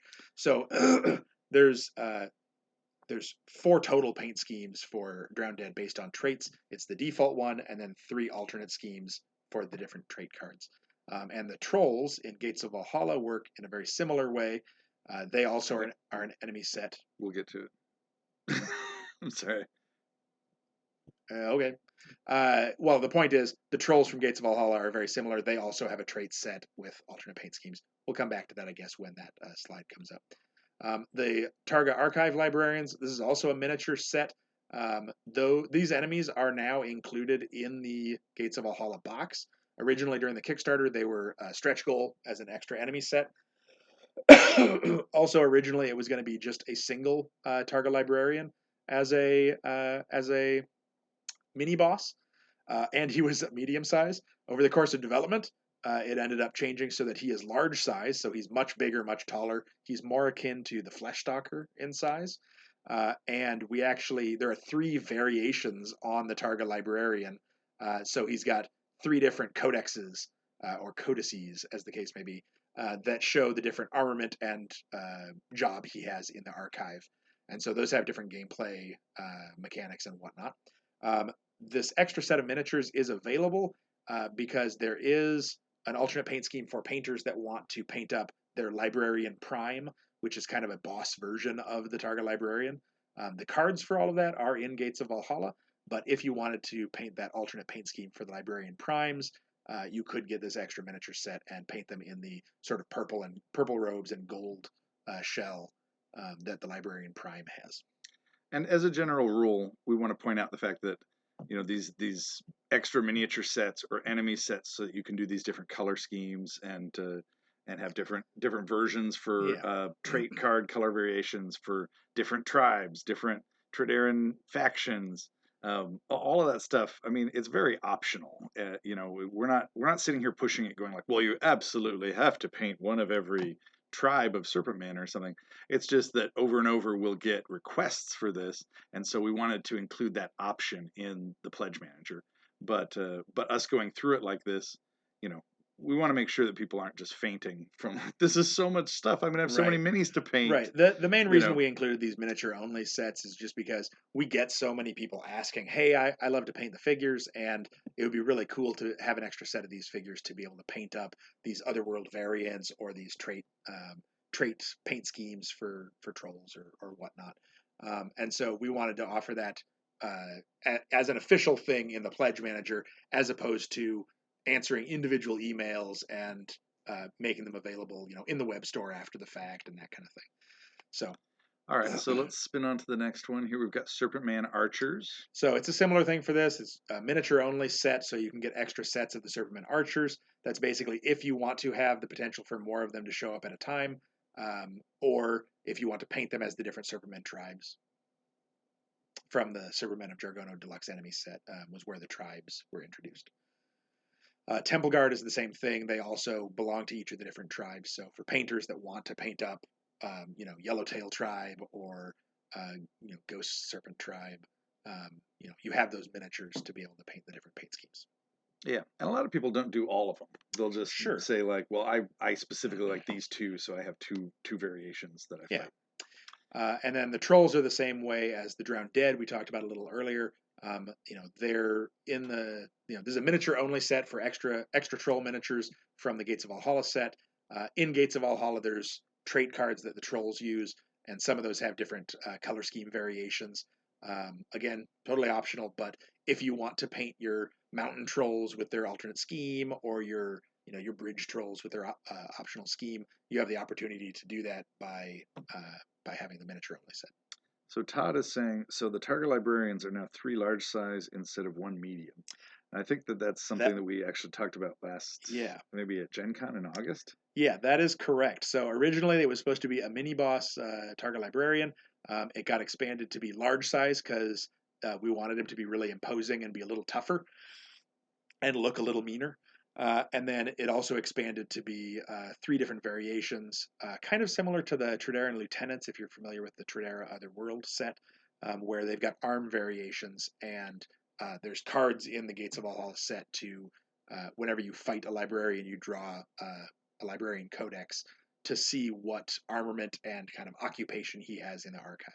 And just today, earlier in this live stream, we talked about the fact that now the Targa Librarian will come in the Gates of Valhalla adventure box. Yeah, he is now part of the Gates of Valhalla box. Previously, he was listed as being a stretch goal that was unlocked as a separate enemy, and now he's just folded into being part of the Gates of Valhalla box. So no change for Kickstarter backers, from what you would expect.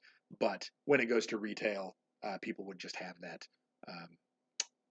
in the Gates of Valhalla adventure set itself, rather than being a separate item that you would get. But you guys are getting it just like it'll be in retail. So here we've got the Mission Pack Kobari Headhunters. You can see them there. We already went through it earlier, but you can see the minis and the Mission Pack there. That's brand new in the Pledge Manager. Yep. Keep going here. Prometheon Defenders. Again, we talked about this earlier. Those are brand new in the Pledge Manager. Tredaran Monarchy. We talked about this earlier. Brand new in the Pledge Manager. 3 brand new mission packs. Keep it rolling here. We've got... Oh, that's a lot of carnivorous plants. That's a lot of carnivorous plants. It's true. So this is a multi-pack. The first multi-pack we're showing, where it basically has the new Otherworld threat cards for Jargono, which have 2 brand new types of carnivorous plants, and then 2 more sets of 6 carnivorous plants for you to paint them in those color schemes. And so you will end up with, if you already have carnivorous plants, which you should, Yeah. if you're getting the Brimstone Adventures Kickstarter, then you could have 2 more sets of 6, so 12 total in this multi-pack.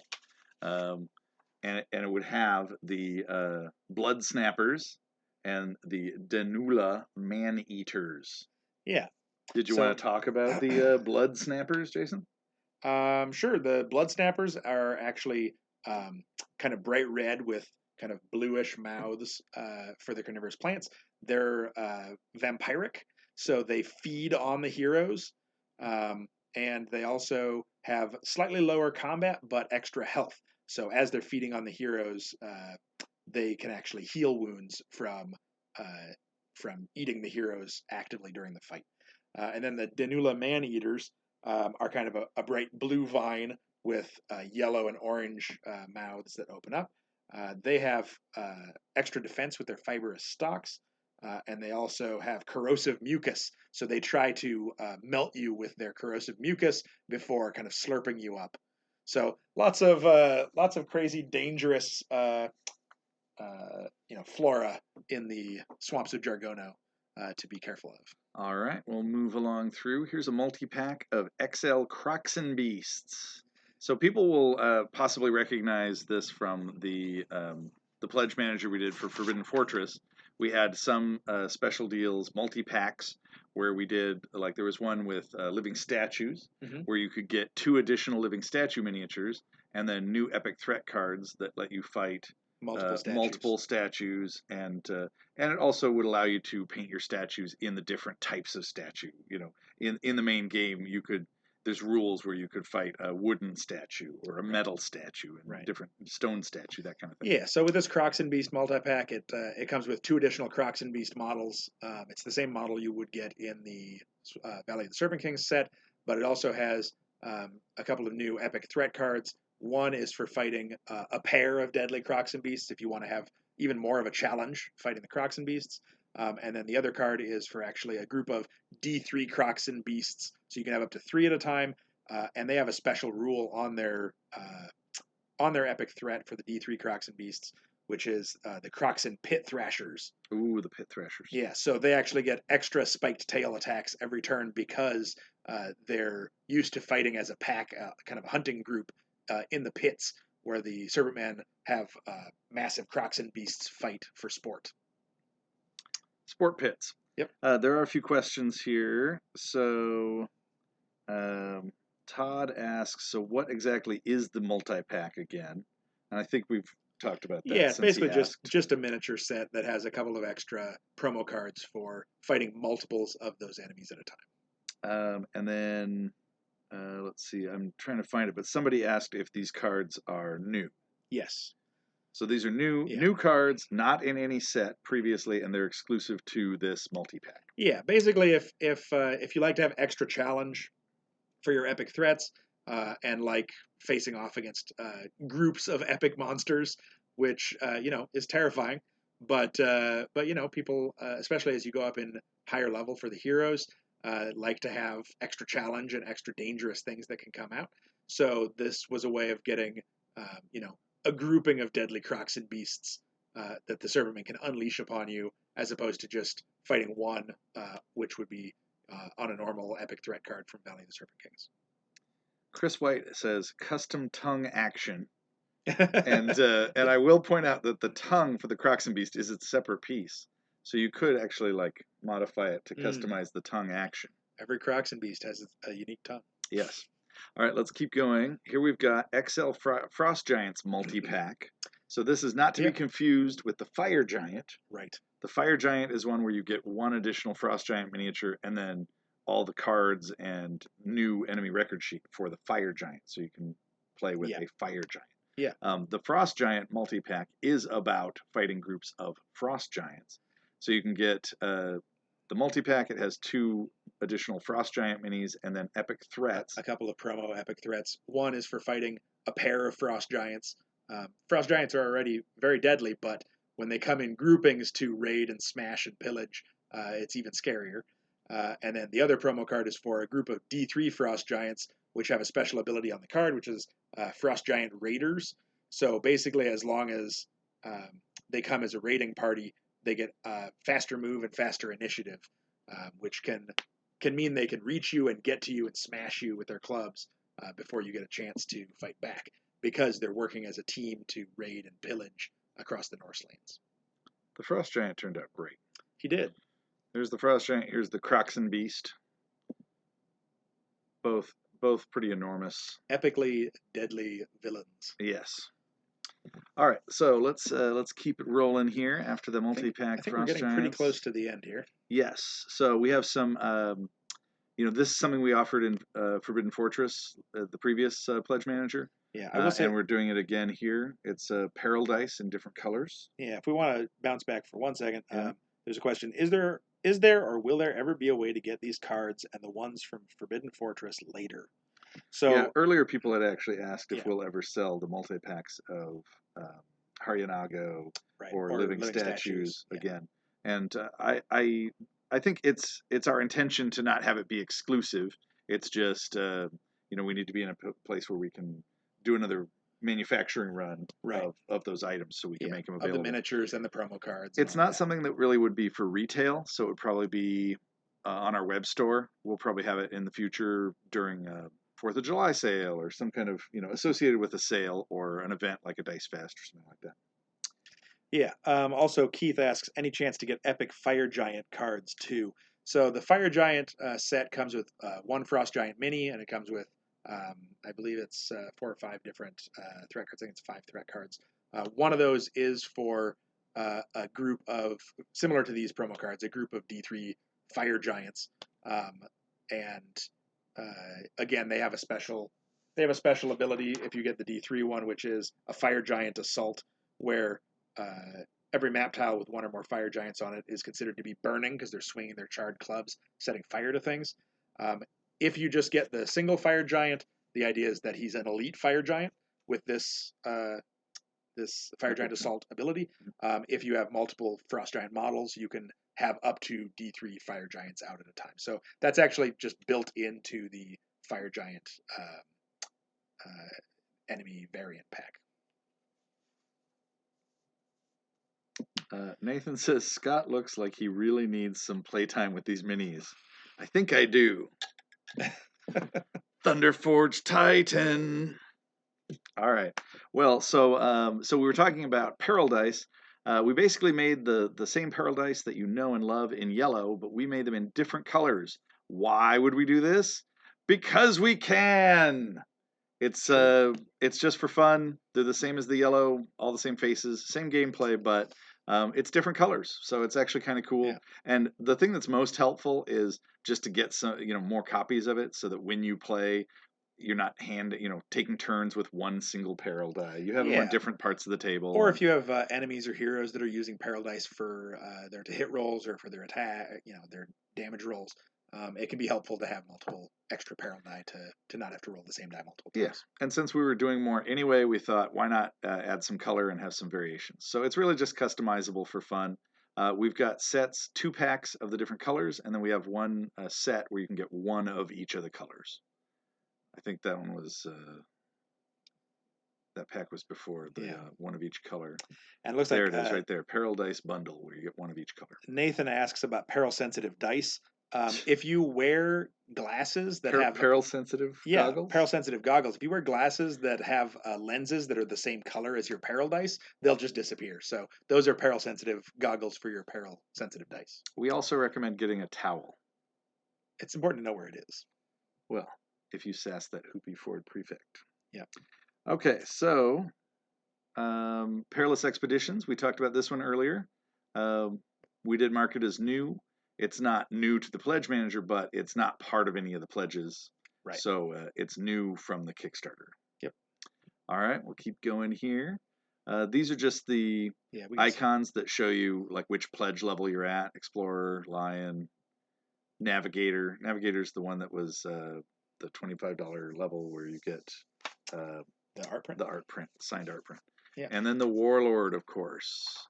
So, and Wolf. All right, let's keep going. What else do we have here? Earlier I had talked about this, the kind of stretch goals box. So it shows it as just kind of a big a white box and you're not sure what's inside. But we actually list in the description what's in there. And this is just, we had to have a way um, to create kind of sub boxes within the big box that you're going to get. So when you have like your Warlord pledge and you open it up, it's going to have separate sub boxes within it. So you'll have your, core sets, your adventure sets. Uh, so not core sets, your adventure sets, and then the Warlord will come with the Lion stretch goals box, the Wolf stretch goals box, the um, what's it called? Social media stretch goal box, the Thunderforged Titan, the Kickstarter exclusive heroes. Here you can see the social media stretch goal box that has the Soteris Ravagers and Feathered Serpents of Kotak.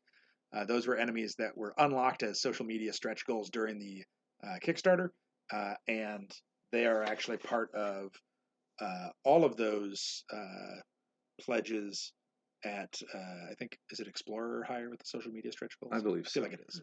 I believe so. And so, by the nature of manufacturing, we are grouping those together. So it will be a social media pack. So it's one box that has the two sets of miniatures and their printed material for them. And so for selling it as an add-on, if you want to get extra sets of it, they're sold in this 2-pack of those. When they come out later in retail, they're going to be separate sets for the $19.95 price point each. $19.95 Well, for we assume. We don't know when they're we coming assume, but it will probably be, it's at that size box, that level. Yeah, the for, enemy pack. for a set, an enemy pack of Feathered Serpents, and separately same cost for Soteris Ravagers enemy pack. But for the purposes of manufacturing, they are combined together in the social media pack. Yeah. And everybody's already getting it if they're an Explorer or Warlord level. It is an interesting point of note. These miniatures are both flying, and they're plastic, but they have a slotted base with a tab so that they can have a smaller contact point on the base, but still be stable. So you can see that reflected in this image with the slotted bases for both the Feathered Serpents and the Soteris Ravagers. All right, if we keep going, it's this is just the iconography that you're going to see in the Pledge Manager, so we thought we would go through it and show it. Here's the Kickstarter exclusive Tredaran Strike Team. Now, one surprise that we're going to reveal right now is we were able to include a bonus miniature in this. So originally with the Tredaran Strike Team, the idea was we only had space for 4 models for the heroes, so we don't have like a male and female version because they're wearing big suits of uniforms, Tredaran uniforms and big helmets, and so it's not easy to tell anyway. So we just made it that there's whether you're playing a male or female version of the Legionnaire or the Engineer, the Specialist, you just use the same miniature. When we were doing the manufacturing on these guys, we pushed hard to try to fit another miniature on so that we could actually get a female version of the Sergeant, because the Sergeant is the one that is actually not wearing a helmet. And so it's going to be the most noticeable difference between the male and female Sergeant. So we actually did it. It's successful. And we were able to tool the mold like this. So we have a bonus mini just as an extra that we're including in the Tredaran Strike Team, a 5th figure that's the female Sergeant.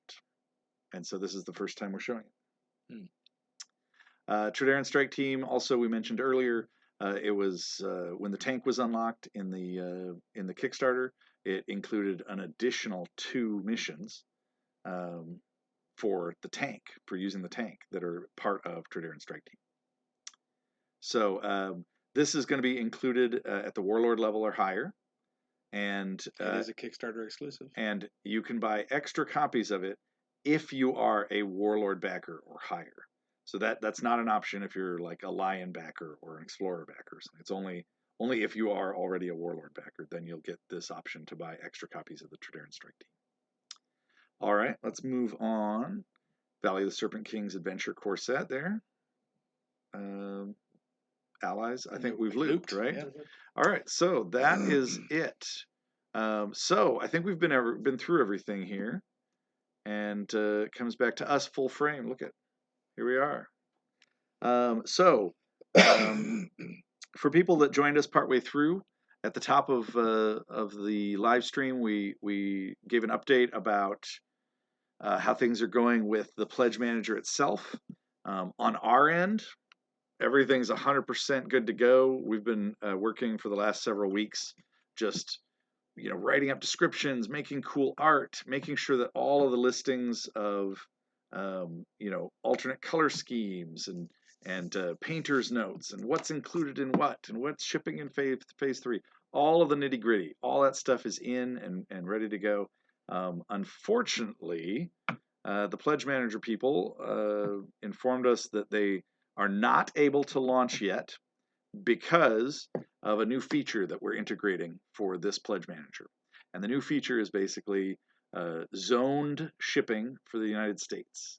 So the way that they had it previously, they only had functionality for doing one shipping cost in all of the US. So it just ended up being kind of an average. But we were hoping that we're always trying to innovate, always trying to push the limit and make things better. And we thought it would be great if people could be charged a more accurate shipping rate. So if it's shipping from Seattle and it's going to Oregon, it would be great if that costs less than if it's shipping to Florida. And so, and if it's shipping to Florida, it would be great if that costs less than if it was shipping to Alaska. Yeah. So they're working on that. They stayed up all night coding on it. They're almost done with it, but they said that they'd feel a lot better if they could test it over the weekend. And so they were hoping that we could move it and actually launch the pledge manager on Monday. And so that's the current plan, to send out invites on Monday.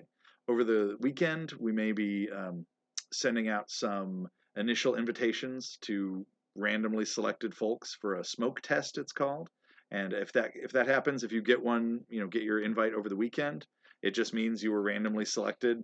That we're letting a small percentage of people go out early so that we can let them run through it, and then we can make sure everything's going well before we unleash the pledge manager to everyone around the world. Yeah, but most people can expect to start seeing emails for the pledge manager starting on Monday. So I think we want to just see if there's any last questions here. Before you go, can you say if it's possible to get the Fire Giants cards without getting the mini? Well, it's integrated in. I mean, that's the reason to get it. But it's also the reason we made it so cheap. We basically tried to price it, highly incentivize, like make the price at a very reasonable price. I think that the Fire Giant is 15. Right? I'm not sure. I don't have it in front of me, but I believe the Fire Giant is $15. So, I mean, just the model alone, it would be $15 or more. But the cards is part of it. It probably should be a lot more than that. But we made it on the low end so that it's accessible. So that it's very accessible. Make it easy. Anything else? Right. Zone shipping, yes. I'm in Seattle. Yeah, good. All right. Well, we probably ought to call it there. It's been a long live stream, but I think we covered a lot of good ground and a lot of information. Absolutely. If anybody has any questions or problems with using the pledge manager when it goes live, the pledge manager folks, they do some kind of answering questions and helping people. You can also contact us at admin@flyingfrog.net and let us know questions or things we could help you with. We've done our part to try to make sure it's very streamlined and all the info is in there. I think between this live stream and all the information that we have in the pledge manager, it should actually be a pretty smooth sailing. But if anything comes up, always feel free to contact us, and we'll help make it right. And I think that is it for now. Yeah. All right. Well, thank you guys for joining us, and we're excited for people to get into the pledge manager as soon as it's open. Yes, absolutely. All right, guys. We'll sign off now, and we'll talk to you more soon. Bye, everybody.